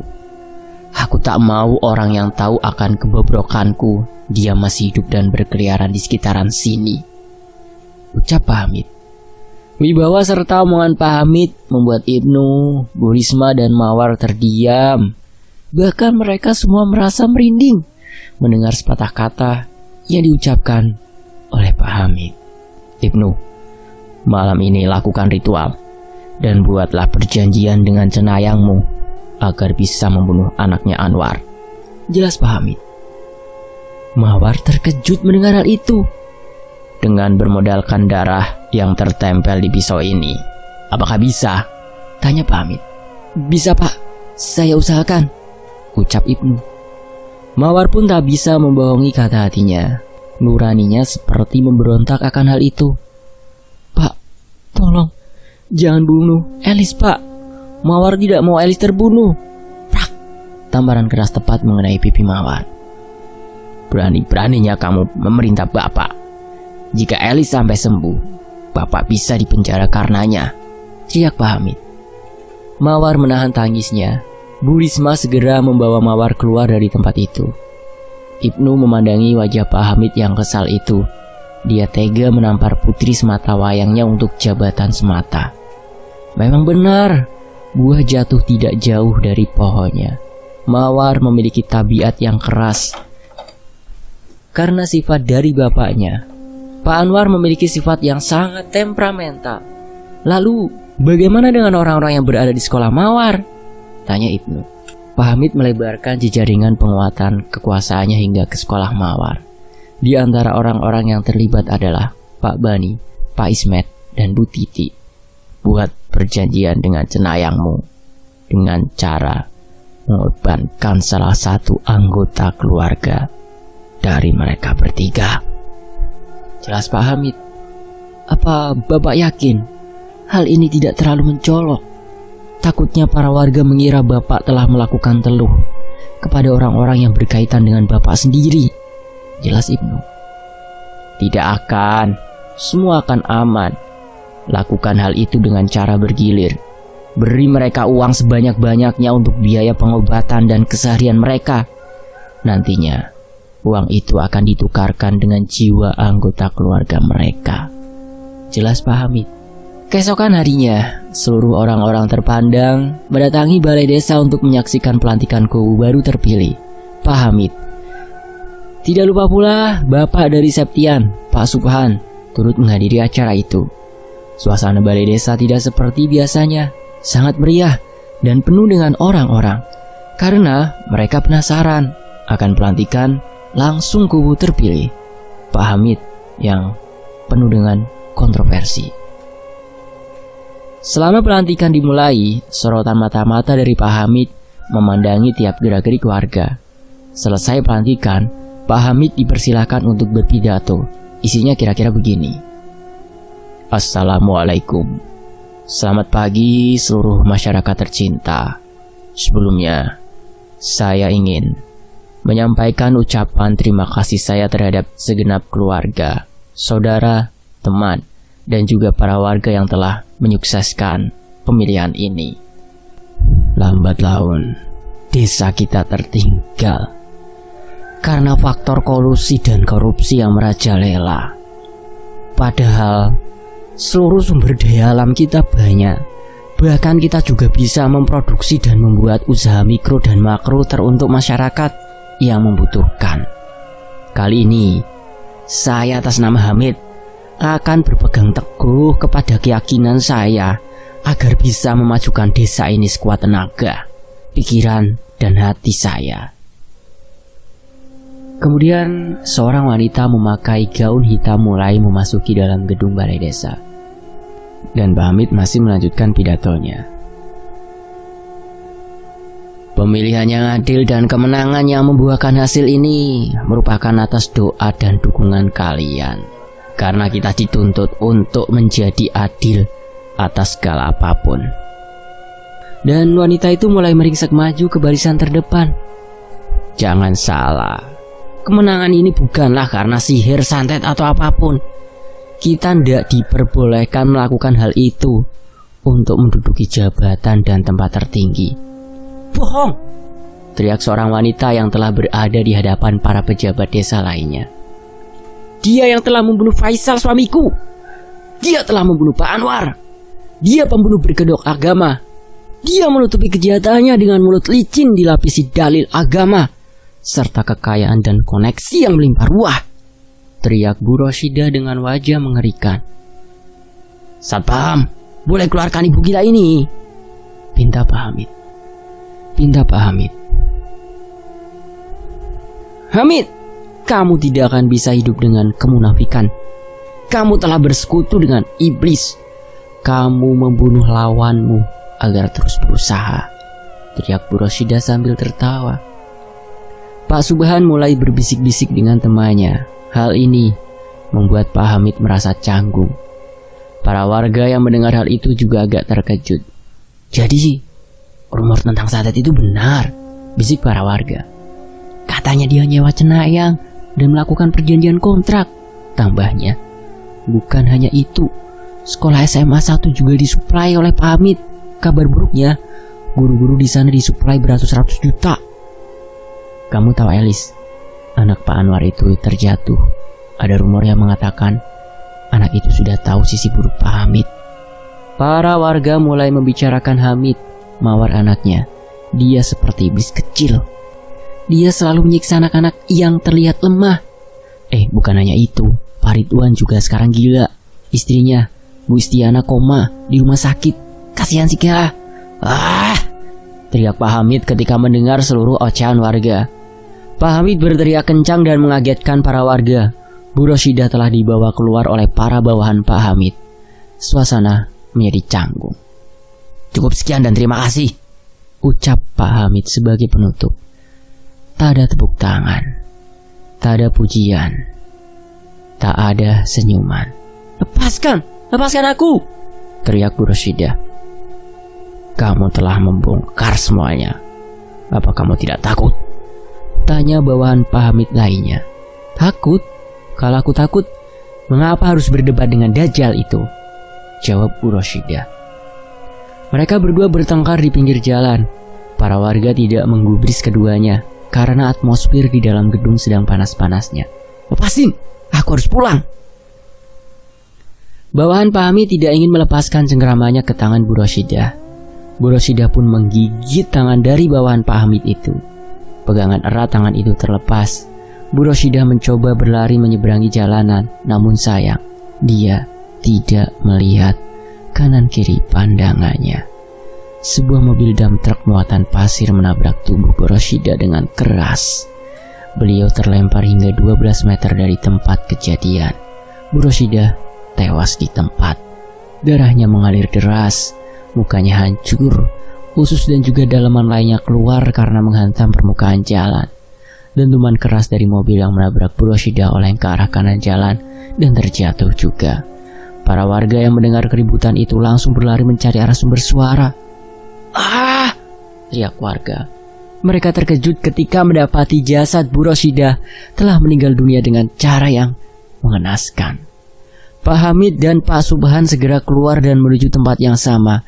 Setelah mereka berada di lokasi, "Innalillahi, wanita ini," ucap Pak Subhan sambil menatap Pak Hamid dengan tatapan yang tajam. "Dia istri dari tim sukses calonku almarhum Pak Anwar, Bu Roshidah," ucap Pak Hamid. "Apa hubungannya kamu dengan dia, Hamid?" tanya Pak Subhan. Pak Subhan merasa Pak Hamid telah menyimpan sesuatu mengenai Bu Roshidah. Apa maksud Bapak?" tanya Pak Hamid. "Wanita itu masuk ke dalam gedung dengan menggunakan gaun hitam, gaun kematian. Sepertinya dia sudah tahu bahwa hari ini dia akan mati," jelas Pak Subhan. Dan Pak Hamid pun menjelaskan, "Pak, mana bisa kita berspekulasi seperti itu? Perspektif Bapak tentang itu sangat jauh, Pak. Imajinasi Bapak sangat liar." "Kenapa kamu berkeringat ketika wanita ini berbicara di hadapanmu, Hamid? Tampaknya ada aib yang sedang kamu sembunyikan," jelas Pak Subhan kembali. "Mana mungkin, Pak. Saya nggak nutupin aib apapun. Saya ini terbuka kok. Saya nggak nutup-nutupin," jelas Pak Hamid. Pak Subhan menuju telinga Pak Hamid sembari berbisik, "Kamu bisa saja digagalkan menjadi guru. Karena kejadian ini, BPD sedang menimbang ulang kelayakanmu." Sementara di SMA 1, Mawar tampak murung, seperti orang yang sedang memiliki masalah. Hal ini membuat para murid tampak berbisik-bisik. Kayla hanya memandangi Mawar dari kejauhan. Dia tak memperdulikan apapun tentang Mawar. Dari kejauhan, Bu Titi tampak berlari tergesa-gesa. Para murid memperhatikan Bu Titi memasuki kelas yang diisi oleh Pak Ismet. "Pak Ismet?" ucap Bu Titi. Para murid terkejut mendengar Bu Titi yang masuk secara nyelonong di kelas. Bu Titi membisiki telinga Pak Ismet, dan tampaklah wajah yang kurang tidak enak dalam diri Pak Ismet. Innalillahi. Para murid terkejut dengan kalimat yang terucap dari bibir Pak Ismet. Kalimat yang biasa digunakan untuk orang yang sudah meninggal. "Serius, Bu?" tanya Pak Ismet. "Benar, Pak," jawab Bu Titi. Para murid bertanya-tanya tentang apa yang sedang terjadi. "Anak-anak, kita baru kedapatan berita yang kurang enak. Baru saja teman kita yang bernama Elis meninggal dunia." Kayla terkejut mendengar itu. "Apa?" Teriakan Kayla ini menyulut perhatian para murid. "Elis meninggal dunia. Dia menyiram dirinya dengan air panas. Seluruh badannya melepuh," ucap Pak Ismet. Bu Titi tampak sedih mendengar itu. Dia mengusap kedua matanya yang telah meneteskan air kesedihan. Tidak mungkin. Elis gak mungkin meninggal. Elis gak mungkin mati." Kayla menjerit sekencang-kencangnya. Dia menangis seperti tak ikhlas mendengar Elis meninggal dunia. Septian dan Sofia juga berlari ke arah kelas Kayla. Keadaan semakin kacau. "Kay, Elis meninggal," ucap Septian. Kayla memandangi Mawar yang tampak biasa-biasa saja ketika mendengar pemberitahuan bahwa Elis meninggal dunia. "Pak, ini bohong kan? Bu Titi bohong kan? Elis masih hidup kan?" ucap Kayla. "Kayla, cukup," ucap Bu Titi dengan nada rendah. Tidak mungkin. Kemarin kita baru ke rumah Elis dan dia sudah membaik. Tapi kenapa?" Kamu bisa gak kalau sedih gak berisik?" teriak Mawar dengan wajah kesal sambil memandangi wajah Kayla. Kayla mendekati Mawar. Para murid mulai keluar dari mejanya masing-masing. Tampaknya sesi baku hantam akan dimulai lagi. "Kamu bilang apa?" ucap Kayla dengan wajah marah. Mawar beranjak bangkit. Kayla, bisa gak? Gak usah berisik," ucap Mawar. "Gak usah berisik. Elis tuh teman kita meninggal dunia. Wajar dong kalau kita semua sedih," teriak Kayla. "Wajar? Kalau meninggal ya meninggal aja. Gak usah ngebebanin orang," ucap Mawar dengan congkaknya. "Kamu ini benar-benar anak iblis." Bruk. Kayla mendorong Mawar hingga terjatuh. Kepalanya membentur kursi. Au! Kayla, hentikan! Teriak Pak Ismet langsung menuju ke arah Kayla. Para murid yang memandangi tingkah Kayla hanya terdiam saja. Asal kamu tahu ya, semenjak bapak kamu menang sebagai kubu, banyak kejadian aneh yang sulit diterima oleh nalar. Bapakku gila, ibuku koma, suami Bu Rosyida meninggal, Pak Anwar, ayahnya Elis, meninggal, dan sekarang Elis menjadi korban dari santet bapak kamu. Mawar mencoba untuk bangkit, namun temannya menghentikan Mawar. Sampai kapanpun aku akan mengusut kasus ini. Aku tidak terima kalau keluargaku dan orang-orang yang aku cintai dijadikan tumbal dari keserakahan bapakmu. Cuy! Ucap Kayla sambil meludahi Mawar. Kayla keluar dan pergi. Septian dan Sofia yang berada di pintu langsung minggir ketika Kayla melewatinya. Mawar hanya bisa berteriak sambil memukul-mukul meja.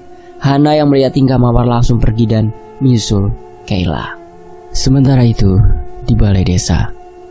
Pak, polisi berdatangan, Pak. Dia ingin memeriksa Bapak. Apakah saya yang harus menghadapinya? Tanya Ibnu. Bicarakan sejujurnya. Aku ada keperluan untuk menjemput Mawar di sekolah. Baik, Pak. Pak Hamid langsung menuju keluar balai desa. Pak Subhan, ayahnya Septian, yang melihat tingkah dan attitude kurang baik dari Pak Hamid, langsung bergerak menuju ke arah badan pengawas. Bapak-bapak, saya mengajukan pembatalan pelantikan Pak Hamid sebagai ketuaku yang baru. Jelas Pak Subhan. Para pengawas desa mulai bertanya-tanya, mengapa Pak Subhan mengajukan itu? Akhirnya Pak Subhan pun membuka fakta yang terjadi. Pak Hamid menggunakan tumbal untuk mengangkat dirinya sebagai kubu. Jelas Pak Subhan. Mereka sontak terkejut mendengar hal itu. Namun beberapa dari mereka kurang percaya dengan apa yang dikatakan oleh Pak Subhan. Pak Subhan, apakah Anda ada bukti? Tanya pengawas desa lainnya. Saya ada, Pak, tapi tidak sekarang. Baiklah Pak Subhan, kita beri waktu paling lama 3 hari untuk pembatalan pelantikannya, ucap para BPD. Baiklah. Dan Pak Subhan pun keluar mengejar Pak Hamid yang menuju ke sekolahan anaknya, Mawar. Dia juga ingin mengunjungi Septian. Momen yang tak bisa dihindari, semua bertemu menjadi satu. Apakah kasus akan terpecahkan? Sementara itu, Kayla sedang menuju gerbang sekolahnya. Dia meminta izin kepada Pak Kahwi untuk membukakan pintu gerbang. Pak, buka gerbangnya. Saya mau ke rumah Elis, teriak Kayla. Tidak bisa, Neng. Masih ada jam pelajaran. Pak, saya mohon bukakan pintu. Tiba-tiba, sebuah mobil sedan memasuki sekolah. Mobil itu adalah milik Pak Hamid, bapaknya Mawar. Gerbang pun dibuka. Kayla mundur menghindari mobil itu melintas masuk ke dalam jantung sekolah. Kayla tahu di dalam mobil itu adalah ada Pak Hamid, kubu terpilih. Pak Bani, Bu Titi, dan Pak Ismet yang melihat kehadiran Pak Hamid langsung berlari ke arah mobil. Keluarlah seorang yang berwibawa, seseorang yang menjadi pandangan dan pembicaraan pedas baru-baru ini, seorang kubu terpilih, Pak Hamid. Jas hitam lengkap dasi dan sepatu pantofel yang mengkilap seperti busana-busana para pejabat pada umumnya. Dia berjalan menuju ke arah ruangan kepala sekolah. Kayla segera berlari dan menghadang Pak Hamid dari depan. "Berhenti, iblis!" teriak Kayla. Pak Hamid terkejut ketika mendengar kalimat yang kurang mengenakan yang dikeluarkan oleh siswi SMA. "Kamu harus bertanggung jawab atas kematian Elis!" teriak Kayla. Para guru terkejut mendengar itu. Begitu juga Septian, Hana dan Sofia yang melihat tingkah Kayla. "Apa maksudnya?" tanya Pak Hamid. "Kayla, jaga mulutmu!" teriak Pak Bani. Dan Pak Ismet pun berteriak, "Kayla, masuk ke kelas sekarang!" "Kalian semua guru kan? Kalian semua dibayar berapa banyak untuk menutupi wajah iblis manusia ini?" tanya Kayla dengan wajah sumringah. Secara bersamaan, mobil Pak Subhan datang dan memarkirkannya di luar gerbang sekolah. Pak Kahwi, mempersilahkan Pak Subhan masuk. Dia mendapati pemandangan yang luar biasa ketika seorang siswi menghadapi orang-orang penting demi keadilan yang kurang memihaknya. "Kamu anaknya Pak Ridwan kan?" tanya Pak Hamid. Kaila menatap tajam wajah Pak Hamid, seperti halnya seekor macan betina yang menatap marah raja hutan. "Kamu pantas mendapatkan itu semua." Kaila langsung menyerang Pak Hamid, namun Pak Hamid dengan cepat menangkis tangan Kaila. "Kecil-kecil kau udah melawan. Bapakmu yang gila itu atau ibumu yang koma itu tidak ngajarin sopan santun ya?" tanya Pak Hamid dengan senyuman sinis. "Bajingan!" teriak Kaila. Pak Hamid pun mengangkat tangan kanannya. Dia ingin menampar wajah Kaila. "Hentikan!" teriak Pak Subhan dari kejauhan. Septian terkejut mendengar teriakan yang tak asing itu. "Bapak?" ucap Septian. Pak Hamid menurunkan kembali tangan kanannya dan melepaskan tangan Kaila. Pak Subhan pun menuju ke arah Kaila. Dia menatap wajah Kaila yang ketakutan karena hampir ditampar oleh Pak Hamid. "Hentikan! Hentikan Pak Hamid! Apa yang kamu lakukan? Ingin memukulnya?" tanya Subhan. "Jangan berprasangka buruk begitu, Pak. Aku hanya mengangkat tangan saja." Dan Pak Subhan pun meladeni pernyataannya. "Pak Hamid, Bapak ini kau terpilih. Seharusnya Bapak mencerminkan hal terbaik kepada masyarakat. Bukan seperti ini." Pak Hamid hanya terdiam. "Kaila, kamu gak apa-apa nak?" tanya Pak Subhan. Septian pun berlari menuju ke arah Pak Subhan. "Pak, kok Bapak ada di sini?" tanya Septian. "Bu Rosidah barusan meninggal. Lalu Elis juga meninggal. Tampaknya ada yang kurang beres. Bapak sengaja kesini karena ada sesuatu yang di luar akal naluri manusia, yaitu santet," ucap Pak Subhan sambil menatap Pak Hamid dengan sinis. Pak Subhan mencium kejanggalan dalam diri Pak Hamid. "Apa keperluanmu mendatangi sekolah, Pak Hamid? Apa ingin menjemput Mawar?"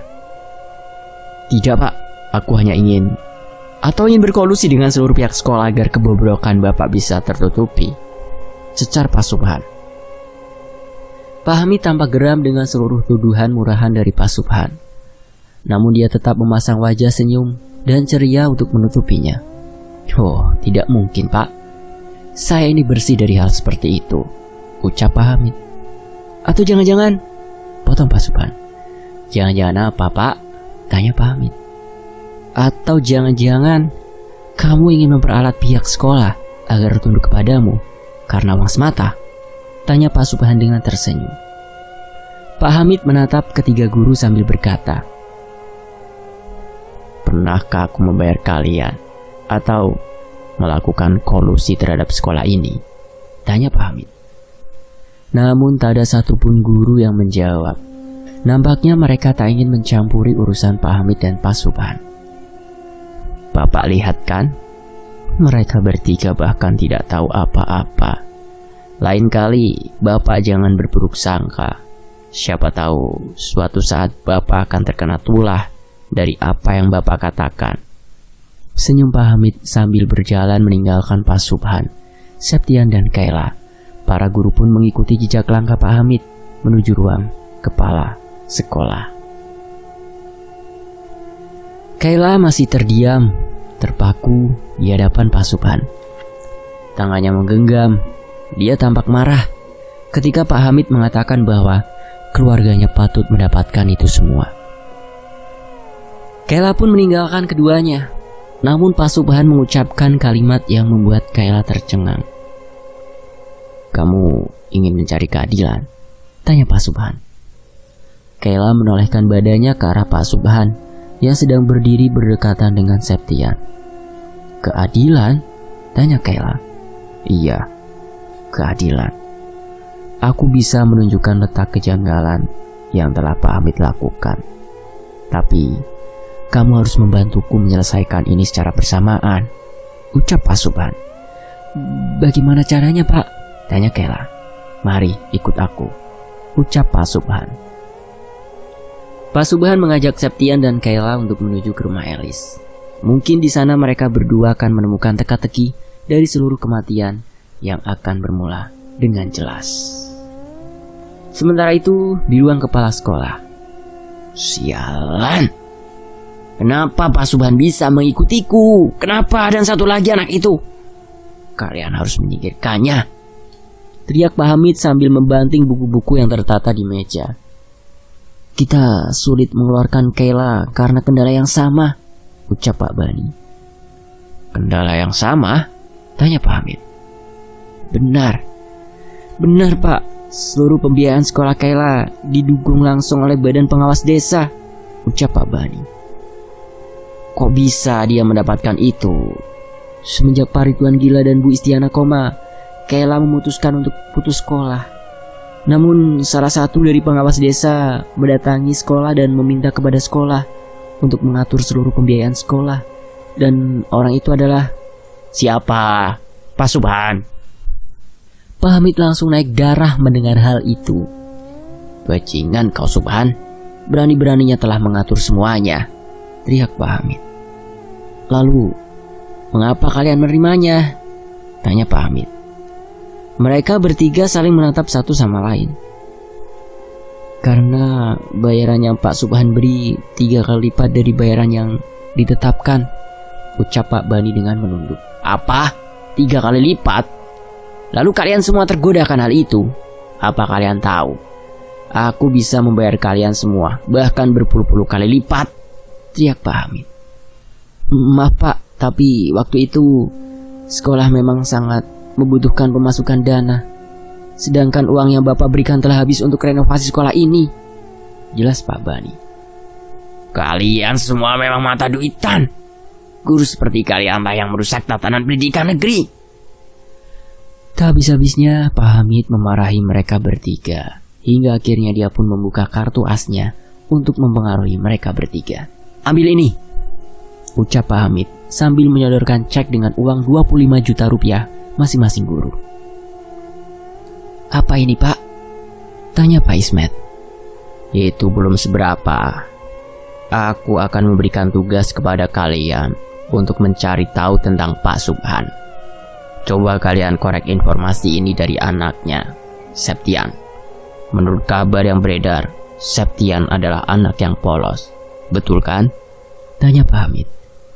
Mereka bertiga mengangguk paham. Lakukan apa yang kuperintahkan. Jangan ada yang keluar dari jalur kepemerintahanku. Aku akan membereskan satu persatu para pengganggu, jelas Pak Hamid. Beberapa menit sebelum menuju ke rumah Elis. Pak, apa yang Bapak maksud dengan keadilan tadi? Tanya Kayla. Keadilan yang sesungguhnya adalah hukuman bagi para penjahat dan kebahagiaan bagi para orang-orang baik. Dunia ini lemahkan keadilan, jelas Pak Subhan. Kayla terdiam sebentar. Lalu, apa hubungannya Bapak dengan Pak Hamid? Tanya Kayla. Pak Hamid berusaha, berencana untuk menguasai desa ini. Namun kuasanya adalah atas bantuan iblis, jelas Pak Subhan. Maksudnya? Tanya Kayla.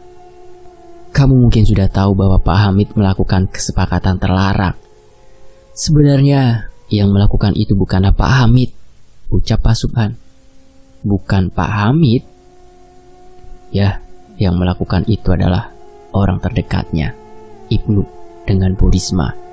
Keduanya melakukan hubungan terlarang sebagai salah satu syarat agar Pak Hamid bisa menjadi guru.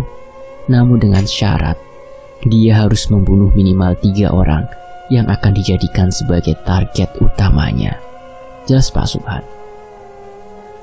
Kayla geram mendengar itu. Aku akan membunuhnya, kata Kayla. Mobil mulai memasuki gerbang rumah Elis. Di sana mereka telah mendapati banyak orang yang bertakziah. Ingat, kita menunggu sampai Bu Rifah menceritakan semuanya. Kita tidak boleh mancing dia untuk bercerita tentang Alis. Itu gak sopan, paham? Ucap Pak Subhan. Mereka bertiga memasuki rumah Bu Rifah. Terlihat padangan tajam orang-orang yang memandangi Pak Subhan karena menggunakan baju khusus pejabat desa.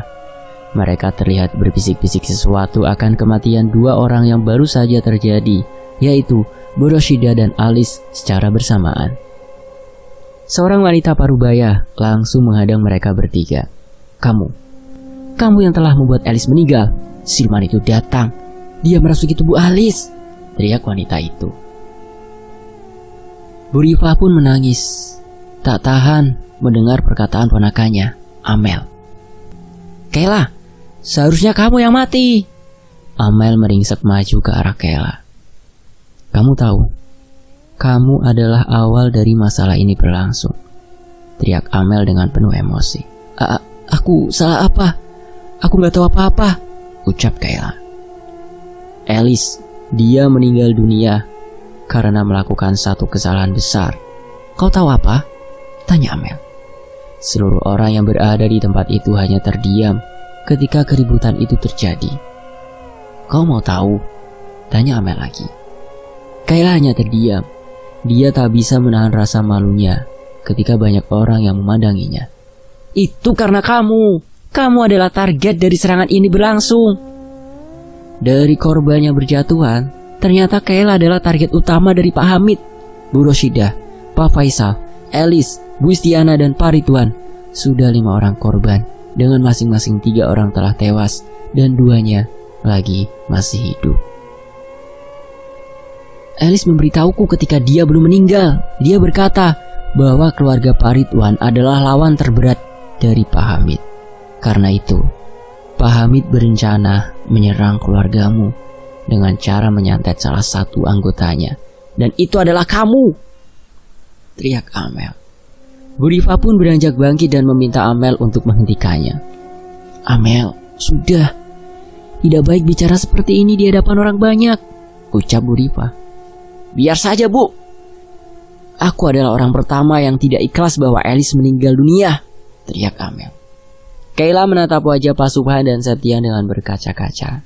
Dia tak sanggup harus menahan beban ini sendirian. Pak Subhan langsung mengambil alih suasana yang sudah memanas itu. Baik Bu, kami izin pamit. Karena keadaan yang tidak memihak, kami datang ke sini dengan baik-baik. Terima kasih, senyum Pak Subhan. Amel menangis sambil mencaci maki Kayla yang ingin pergi. Septian mencoba menenangkan Kayla dengan melarangnya untuk menengok ke belakang. Tunggu Kayla, ucap Bu Riva. Pak Subhan, Septian, dan Kayla menengok ke belakang.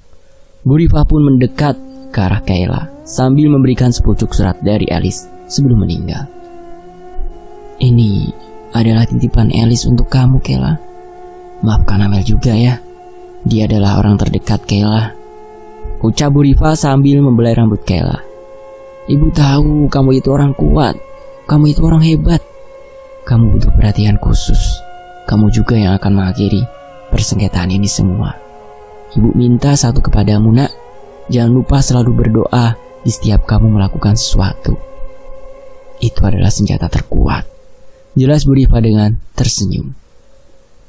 Terima kasih, Bu, ucap Kayla. Kayla pun memeluk Bu Riva yang sangat rindu akan pelukan seseorang, termasuk pelukan anaknya, Alice. Ibu tahu kamu bisa, Nak. Setidaknya kamu bisa membalas kematian Alice, jelas Bu Riva dengan meneteskan air mata.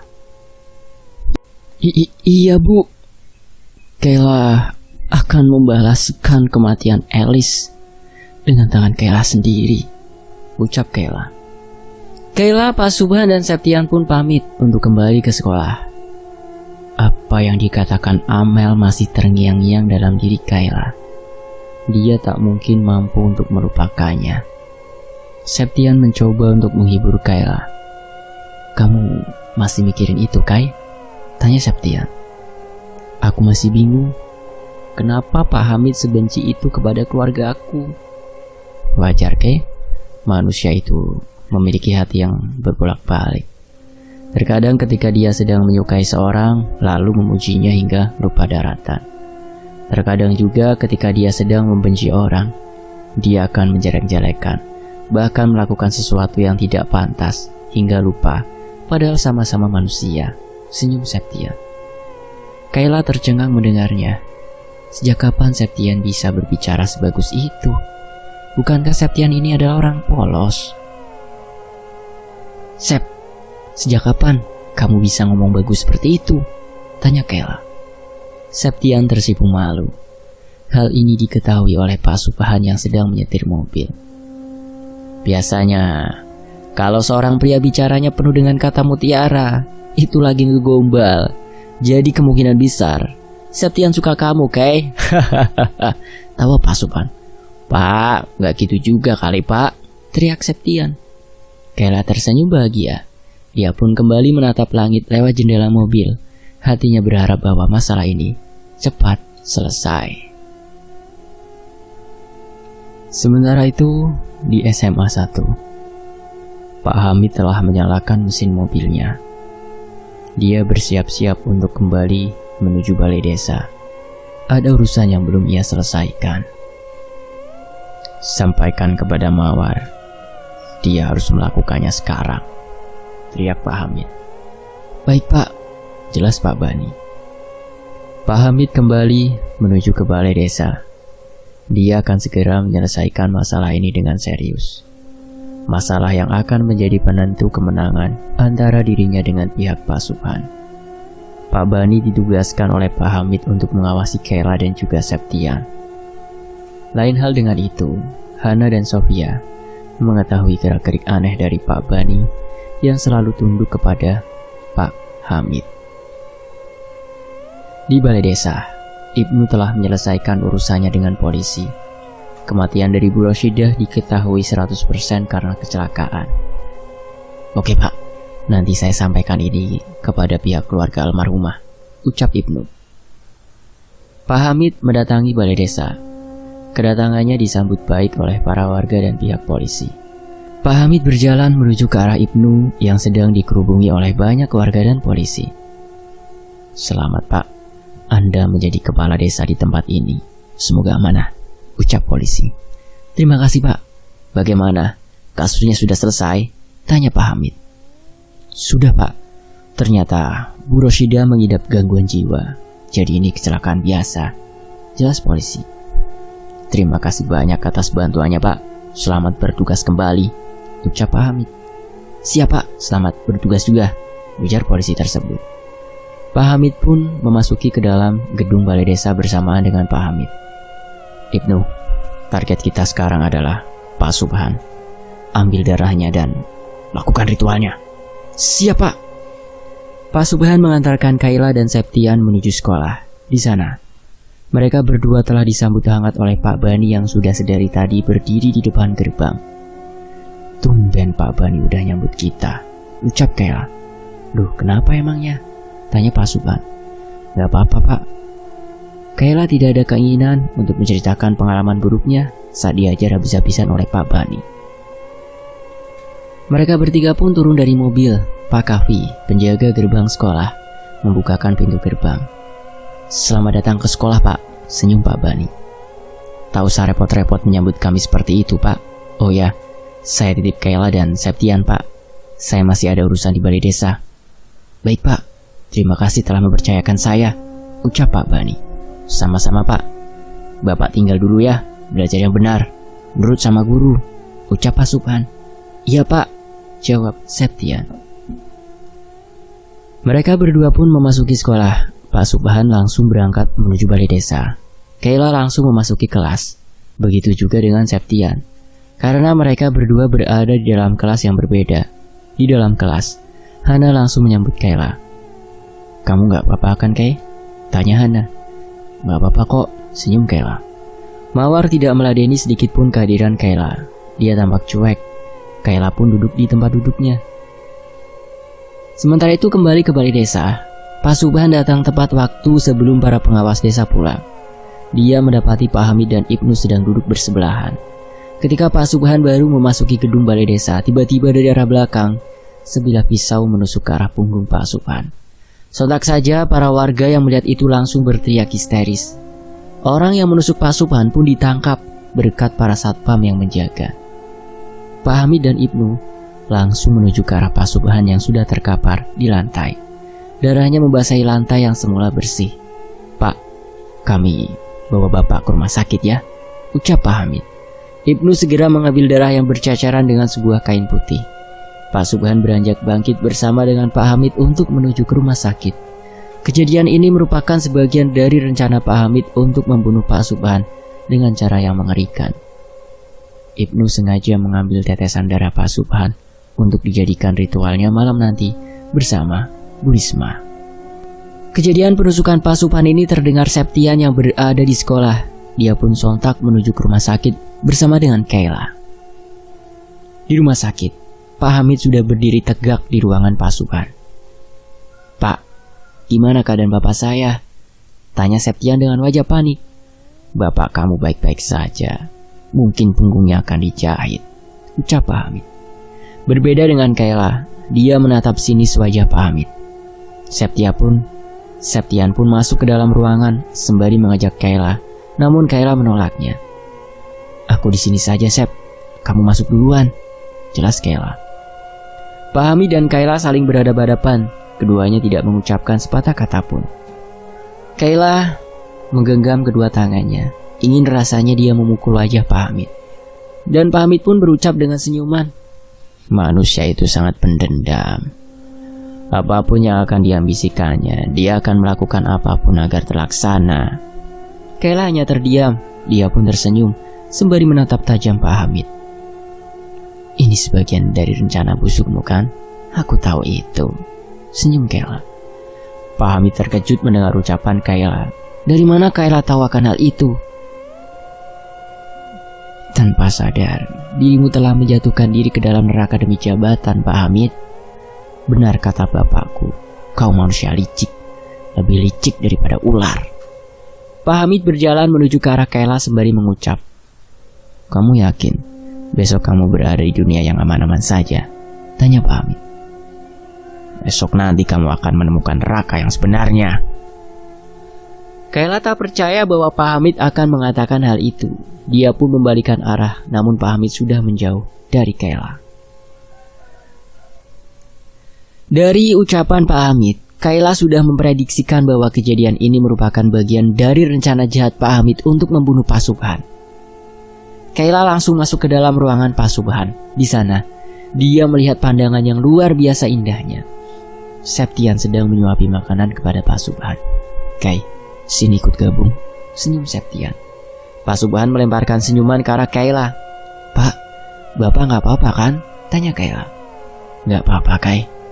Katanya sih yang nusuk itu adalah orang gila. Tapi ya sudahlah, buat apa kita mikirin hal itu?" jelas Pak Subhan.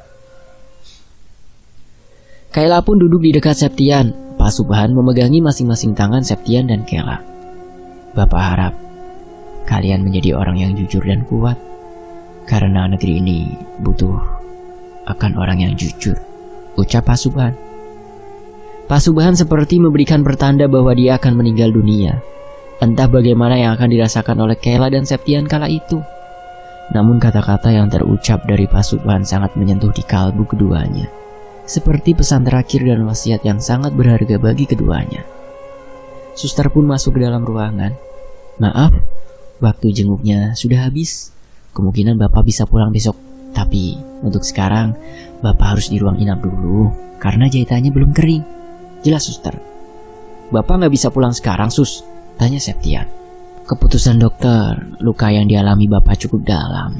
Jadi memungkinkan Bapak banyak istirahat dulu dan tidak boleh bergerak kemana-mana." "Ya sudah, kalian pulang dulu. Nanti besok kesini lagi," jelas Pak Subhan. Kayla pun beranjak bangkit. Namun sedari tadi Septian masih terduduk sambil memegangi tangan bapaknya. "Pak, Bapak janji besok harus ada di rumah ya," ucap Septian. "Iya, Bapak besok pulang." Septian pun beranjak bangkit dan pergi meninggalkan Pak Subhan. Kayla dan Septian melambaikan tangannya ke Pak Subhan tanpa diketahui bahwa itu adalah lambaian tangan terakhirnya terhadap orang yang dicintainya. Malam harinya, keluarga Pak Hamid berkumpul. Mawar seperti biasa dikunci di kamarnya, sedangkan Pak Hamid berada di ruangan khusus. Pak Hamid menyuruh kepada istrinya, Bu Risma, untuk melakukan ritual berhubungan badan dengan Ibnu, yang merupakan seorang cenayang yang dimaksud. "Lakukan dengan cepat," ucap Pak Hamid. "Baik, Pak." Mereka berdua pun masuk ke dalam kamar khusus juga dan melakukan sebuah hubungan terlarang. Sedangkan Pak Hamid Dia mulai melakukan ritual dengan pemanggilan siluman yang entah berantah bentuknya seperti apa. Menurut narasumber, bentuknya seperti genderuwo, namun berbadan manusia. Setelah usai melakukan ritual, Pak Hamid pun menuju ke ruang tamu. Bersamaan dengan itu, Bu Risma dan Ibnu keluar dari kamar. Kita harus cepat membereskan ini semua. Kalau tidak, kita akan habis, ucap Pak Hamid. Ibnu pun pamit undur diri. Pembahasan menjadi 2 orang. Bu Risma mengeluhkan pekerjaan seperti ini. Sampai kapan ini akan berakhir, Pak? Kita sudah berdosa besar, ucap Bu Risma. Sebentar lagi akan selesai. Kita akan membereskan Subhan terlebih dahulu, jelas Pak Hamid. Para suster dan dokter terkejut bukan kepalang ketika Pak Subhan telah bergantung diri di ruangannya menggunakan kabel infusan. Hal ini membuat seluruh pihak rumah sakit gempar. Bersamaan dengan itu, Septian dan Kayla langsung diberitahu bahwa Pak Subhan meninggal dunia. Mereka berdua segera menuju ke rumah sakit dan mendapati bapaknya sedang dikerubungi oleh banyak orang dari pihak rumah sakit. Pak, tanya Septian dari pintu ruangan. Sep, udah. Bapak kamu udah. Bapak janji besok akan pulang. Bapak janji besok akan pulang dan bersama-sama lagi, teriak Septian sambil menjatuhkan diri ke lantai. Sep, udah. Tangisan seorang anak laki-laki tidak bisa digambarkan dengan kata-kata karena tangisannya begitu ikhlas dan mendalam. Sama dengan halnya Septian, kematian bapaknya adalah pengubah dari segalanya. Septian terus berteriak. Dia memanggil-manggil nama bapaknya dengan harapan teriakan dan tangisannya bisa terdengar. Bapak belum mati. Bapak janji untuk pulang. Aku gak mau bapak mati. Bapak belum mati, teriak Septian dengan nada kesetanan. Kayla tak bisa berbuat apa-apa. Dia merasakan gejolak perasaan yang berbenturan menjadi satu. Rasa kesal di dalam hati, bingung, gundah, marah, emosi, sedih, semuanya menjadi satu. Kayla hanya bisa terdiam sambil memegangi pundak Septian yang sudah penuh dengan keringat. Tubuh Septian sudah tak setegar dulu lagi saat pertama kali Kayla mengenalnya. Sep, ucap Kayla. Septian masih menangis. Beberapa suster telah berusaha untuk menyuruh Septian agar keluar. Namun, setelah jasad Pak Subhan dikeluarkan, Septian tetap tidak mau keluar dari kamar. Seolah-olah jasad yang baru saja dibawa keluar itu bukanlah bapaknya. Bapak bohong, tangis Septian. Bapak gak bohong, Sep. Kamu jangan bicara kayak gitu, ucap Kayla. Bapak bohong, ucap Septian lagi. Kayla menenangkan sedikit demi sedikit emosi Septian yang belum juga stabil. Sep, kita ungkap bareng-bareng semuanya. Aku akan mencari kebenaran tentang kematian bapakmu sampai selesai. Kamu juga bantu aku untuk mendapatkan semua informasi, jelas Kayla. Septian menghapus air matanya dengan tangan kanannya. Kamu mau kan bantu aku? Tanya Kayla yang tiba-tiba menjadi lembut dan menjadi wanita seutuhnya. Septian tidak menjawab. Dia pun bangkit sambil meninggalkan Kayla. Sep, mau kemana? Tanya Kayla. Tetap saja Septian tidak menjawabnya. Kayla pun terpaksa memegangi pundak Septian. Lepaskan, jangan halangi langkahku, ucap Septian dengan nada tegas. Kayla terkejut mendengar itu. Dia seperti bukan melihat Septian yang dulu. Septian yang penakut dan polos kini berubah menjadi Septian yang pemberani dan tegas. Sep, ucap Kayla. Septian meninggalkan Kayla sendiri. Memang benar, ketika anak laki-laki yang disayang oleh ayahnya, maka dia akan menjadi tumbuh. Berbeda ketika ditinggalkan. Terlebih lagi, hubungan antara dirinya dengan ayahnya merupakan hubungan yang sangat harmonis. Bisa jadi si anak akan menjadi sesuatu yang berbeda. Sama seperti Septian, semenjak ditinggalkan oleh ayahnya, dia berubah 180 derajat dari yang biasanya. Septian sekarang seperti mawar hitam yang tumbuh di antara kegelapan malam. Dia akan terus menebarkan jati dirinya ketika kegelapan mulai merasuki tubuh dan warna gelapnya. Septian yang sekarang bukanlah Septian yang dikenal dulu oleh Kayla. Dia sudah merasakan sakit hati yang sangat dalam dan menyesak di dalam hatinya. Sakit hati itu disebabkan karena kehilangan Pak Subhan, ayahnya. Septian menyadari dirinya telah kehilangan arah semenjak Pak Subhan meninggal dunia. Segala sesuatu yang dilakukannya hanyalah sia-sia belaka. Berita tentang kematian Pak Subhan menjadi heboh dan menggemparkan. Tak seperti yang diharapkan Septian sebelumnya, dia kini telah menjadi orang yang skeptis dan bodoh amatan terhadap apapun. Hari-hari setelah kematian bapaknya, Septian selalu merenungi nasib dan keadaannya saat ini. Tak ada tempat untuk memuntahkan semua isi hati dan pikirannya. Tak ada gairah untuk kembali semangat hidup dan menjalani aktivitas seperti biasanya. Kehilangan seseorang memang sangat menyakitkan, apalagi orang itu adalah orang yang berharga bagi kita. Septian telah menunjukkan ekspresi dan emosi seluruh kehidupannya dengan cara yang normal. Seperti orang-orang kebanyakan, dia lebih menghabiskan diri dengan berdiam diri sambil memandangi foto ayahnya yang terpampang di dinding rumahnya. Hati Septian sudah mati. Dia lupa apa arti kebahagiaan yang sesungguhnya. Dia benar-benar hilang arah dan tujuan.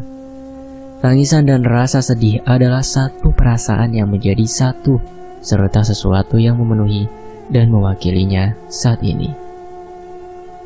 Andai Bapak masih hidup, mungkin sekarang kita sudah makan berdua di meja makan, ucap Septian. Naluri hidupnya kian berkurang manakala Pak Subhan berjanji sebelum meninggal dunia. Pak, kenapa Bapak berjanji waktu Bapak akan meninggal? Tanya Septian. Dia memandangi jam dinding yang sudah menunjukkan pukul 12 malam. Belum ada kejelasan akan kematian dari bapaknya. Kayla hanya menyebutkan bahwa bapaknya diserang oleh seseorang. Namun Septian tak mempercayai itu. Mungkin akan lebih baik jika aku juga mati, karena hidupku sudah tak berarti bagi siapapun lagi, ucap Septian sambil menjatuhkan diri di lantai. Septian kemudian tertidur dalam keadaan hatinya yang sedang berputus asa. Namun, dia kemudian bermimpi sesuatu yang aneh. Septian berada di sebuah tempat yang lapang. Dia melihat ada seseorang sedang memakan bangkai manusia. Septian tampak mengenali orang yang sedang memakan bangkai manusia itu. Pak Hamid? Tanya Septian. Orang itu tetap memakan dengan lahapnya tanpa memperdulikan panggilan dari Septian. Pak, Bapak sedang apa? Septian mendekati secara perlahan sembari memandangi sekelilingnya. Pak, ucap Septian sambil memukul pundak orang yang diyakini sebagai Pak Hamid. Orang itu membalikkan tubuhnya. Wajahnya penuh dengan kawat dan luka benda tajam. Di mulutnya penuh dengan potongan daging dan darah. Matanya menyorot tajam seperti serigala kelaparan. Septian menutup kedua matanya.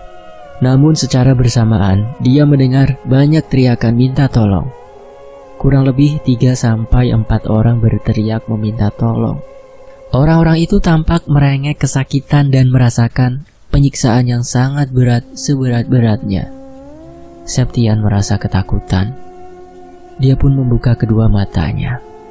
Astagfirullah.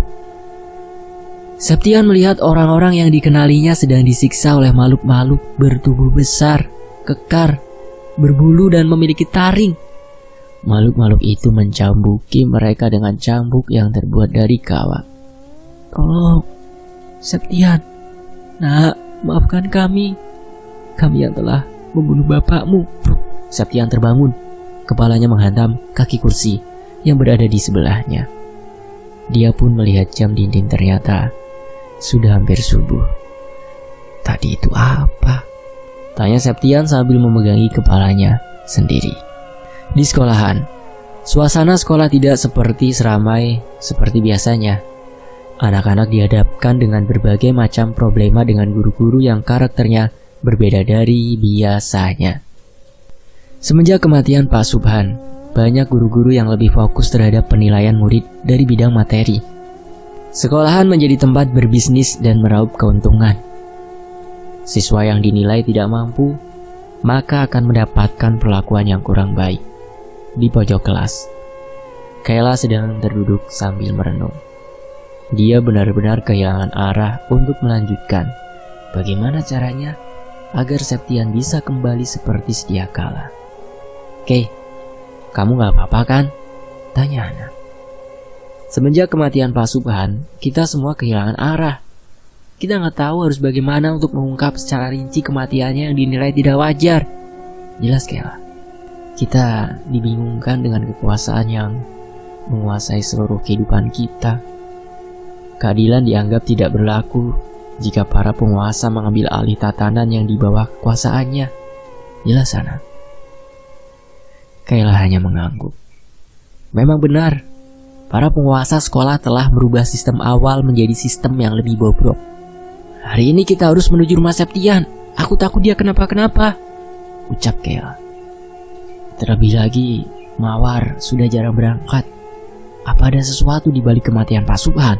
Tanya Kayla. Hana menatap tempat duduk Mawar. Pantas saja, tidak ada suara keributan dan gaduh. Mawar beberapa hari ini tidak masuk sekolah. Aku rasa Mawar itu orang baik, jelas Hana. Kayla terkejut mendengarnya. Mawar? Orang baik? Tanya Kayla.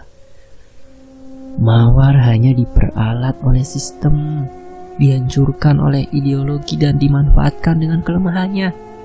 Aku yakin dia menginginkan kebebasan, jelas Hana. Memang ada benarnya juga apa yang dikatakan oleh Hana tentang kebebasan. Tidak semua orang memiliki kebebasan selagi di dalam dirinya terdapat ideologi yang meracuni dirinya. Sementara itu di rumah Pak Hamid. Mawar, buka pintunya, teriak Bu Risma sambil mengetuk pintu Mawar. Mawar baru-baru ini tampak aneh dan tak seperti biasanya. Hatinya seperti dilanda ketakutan dan kekhawatiran yang panjang. Pak Bani bilang, kamu udah gak masuk beberapa hari ini, jelas Bu Risma. Mawar tetap bersikukuh untuk tidak meladeni perkataan ibunya. Seorang anak mana yang mau menerima ibunya bersetubuh dengan orang lain demi kekayaan yang hanya bersifat sementara? Mawar menyadari kesalahannya. Dia menyadari bahwa kehidupan orang tuanya sebentar lagi akan hancur dan tak bisa diselamatkan. Mawar sudah sangat bosan dengan perilaku orang tuanya yang terus-menerus melakukan hal yang dilarang oleh agama dan juga kehidupan. Menggunakan pesugihan sebagai alat pemuas kekayaan dan menjadikan diri layaknya Tuhan dengan mengatur segala kehidupan orang lain. Naudzubillah min dzalik. Sementara itu di rumah Septian. Setelah pulang sekolah, Kayla dan Hana serta Sofia menuju rumah Septian. Mereka berniat untuk mengajak Septian untuk kembali ke sekolah. Untungnya pada saat itu, Septian sedang berada di depan rumah sambil menyirami tanaman kesayangan bapaknya. Mereka bertiga langsung menuju Septian. Namun Septian dengan wajah ketakutan berusaha untuk menyembunyikan diri. Sep, aku tahu siapa pelakunya, jelas Hana. Septian langsung membalikan badannya ke arah Hana dan yang lainnya. Siapa? Tanya Septian. Pak Hamid, jelas Hana. Septian terkejut mendengarnya. Jadi memang benar apa yang dimimpikannya sama sekali bukanlah hal bohong. Pak Hamid? Dari mana kau tahu? Tanya Septian. Kita bisa membuktikannya dengan cara membujuk Mawar. Mawar saat ini sedang berada di posisi yang bimbang. Kita bantu dia untuk mengungkapkan seluruh aib keluarganya. Jelas Hana. Kayla dan Sofia setuju akan hal itu. Dengan terpaksa, Septian pun mengikuti arahan Hana. Mereka pun bertolak menuju ke rumah Mawar. Awalnya Kayla tidak ingin bertemu Mawar karena beberapa hal. Di antaranya adalah karena Mawar telah menyakiti perasaan Kayla. Namun demi kepentingan bersama, akhirnya Kayla pun memberanikan diri. Mereka berempat masuk ke rumah Mawar dan bertemu dengan pembantu Mawar. Kebetulan Pak Hamid, Bu Risma, dan Ibnu sedang tidak berada di rumah. Mereka pun diantarkan tepat di kamar Mawar. Awalnya Mawar tidak mau keluar karena merasa malu. Akhirnya Mawar pun memberanikan diri untuk keluar. Mawar bercerita terang-terangan mengenai kehidupan orang tuanya. Kayla terkejut mendengarnya. Begitu juga dengan Septian. Dia baru tahu bahwa yang membunuh bapaknya adalah Ibnu, tangan kanan Pak Hamid. Aku menyesal telah melakukan ini semua. Maafkan aku, Sep, Kay, dan semuanya, ucap Mawar. Kayla memeluk Mawar dengan erat. Kayla mengetahui perasaan tersimpan Mawar yang begitu yakin akan kebebasan yang dipilihnya. Jadi, apa langkahmu, Sep? Tanya Kayla. Aku akan membunuh Ibnu, lah Septian. Tepat di hari itu juga, Ibnu sedang membagi-bagikan uang kepada seluruh guru-guru yang terlibat. Gunakan ini untuk biaya rumah sakit, ucap Ibnu kepada salah satu guru. Begitu juga dengan Bu Risma. Dia membagi-bagikan makanan dan uang kepada warga yang berada di sekitaran. Tampaknya Pak Hamid sedang memulai rencana baru untuk mendapatkan harta lebih banyak. Perlu diketahui, Pak Hamid melakukan ini dengan tujuan untuk menyebarkan tumbal kepada orang-orang yang menerimanya. Dan ini dia akhir dari bersekutu dengan iblis. Keesokan harinya, orang-orang yang benar-benar telah membelanjakan dan menggunakan uang yang diberikan oleh Ibnu serta Bu Risma, semuanya meninggal dunia. Innalillahi wa inna ilaihi raji'un. Langit menghitam manakala pesugihan itu dijalankan dengan korban yang sangat banyak berjatuhan. Di sekolahan SMA 1, sekolah meliburkan pembelajaran untuk menghormati para keluarga guru yang meninggal dunia pagi hari. Septian, Kayla, Hana, Sofia, dan Mawar memberanikan diri melaporkan tindakan orang tua Mawar ke pihak polisi. Polisi awalnya tidak percaya, namun dengan adanya korban yang berjatuhan sangat banyak dalam satu hari itu, akhirnya polisi pun turun tangan. Mereka menuju ke arah rumah Pak Hamid. Di sana, tepat sekali Pak Hamid dan istrinya sedang bersama, sedangkan Ibnu, dia sedang keluar. Polisi langsung meringkus keduanya, namun keduanya menolak mentah-mentah penangkapan itu. Akhirnya, Bu Risma dan Pak Hamid kabur. Mereka berlari ke arah jalan raya besar, sama dengan kematian yang terdahulu. Keduanya tertabrak dam truk pengangkut pasir. Pak Hamid terlindas hingga remuk seluruh badan dan kepalanya hancur. Sedangkan Bu Risma terlempar hingga 4 meter jauhnya. Perut Bu Risma hancur dan mengeluarkan isi organ dari dalam perut. Mawar yang melihat itu langsung pingsan. Dibantu dengan Septian, polisi mengejar Ibnu yang mengetahui kejadian tersebut. Ibnu pun berlari menuju jalan raya besar. Naasnya, Ibnu juga tertabrak motor hingga wajahnya terseret aspal. Seluruh jalanan menjadi merah, jalanan berdarah. Dan para pelaku santet dan pesugihan itu meninggal dunia dengan karma yang didapatinya. Bersamaan dengan itu juga, orang tua Kayla sembuh. Namun beberapa tahun kemudian, bapak Kayla meninggal dunia. Mawar hidup bersama dengan neneknya. Sedangkan Septian, dia merantau ke ibu kota untuk memperbaiki hidupnya. Akhir dari cerita ini selesai. Seluruh nama tokoh, tempat dan hal-hal yang berkaitan dengan kejadian ini disamarkan. Kejadian ini merupakan pengadaptasian sosial pada tahun 1980-an. Selesai. Alhamdulillahirabbil alamin. Terima kasih buat Mas Wira ya yang sudah menyelesaikan kisah ini, dan tentunya makasih nih buat teman-teman yang udah mau menunggu akhir dari kisah Bersekutu dengan Iblis ini.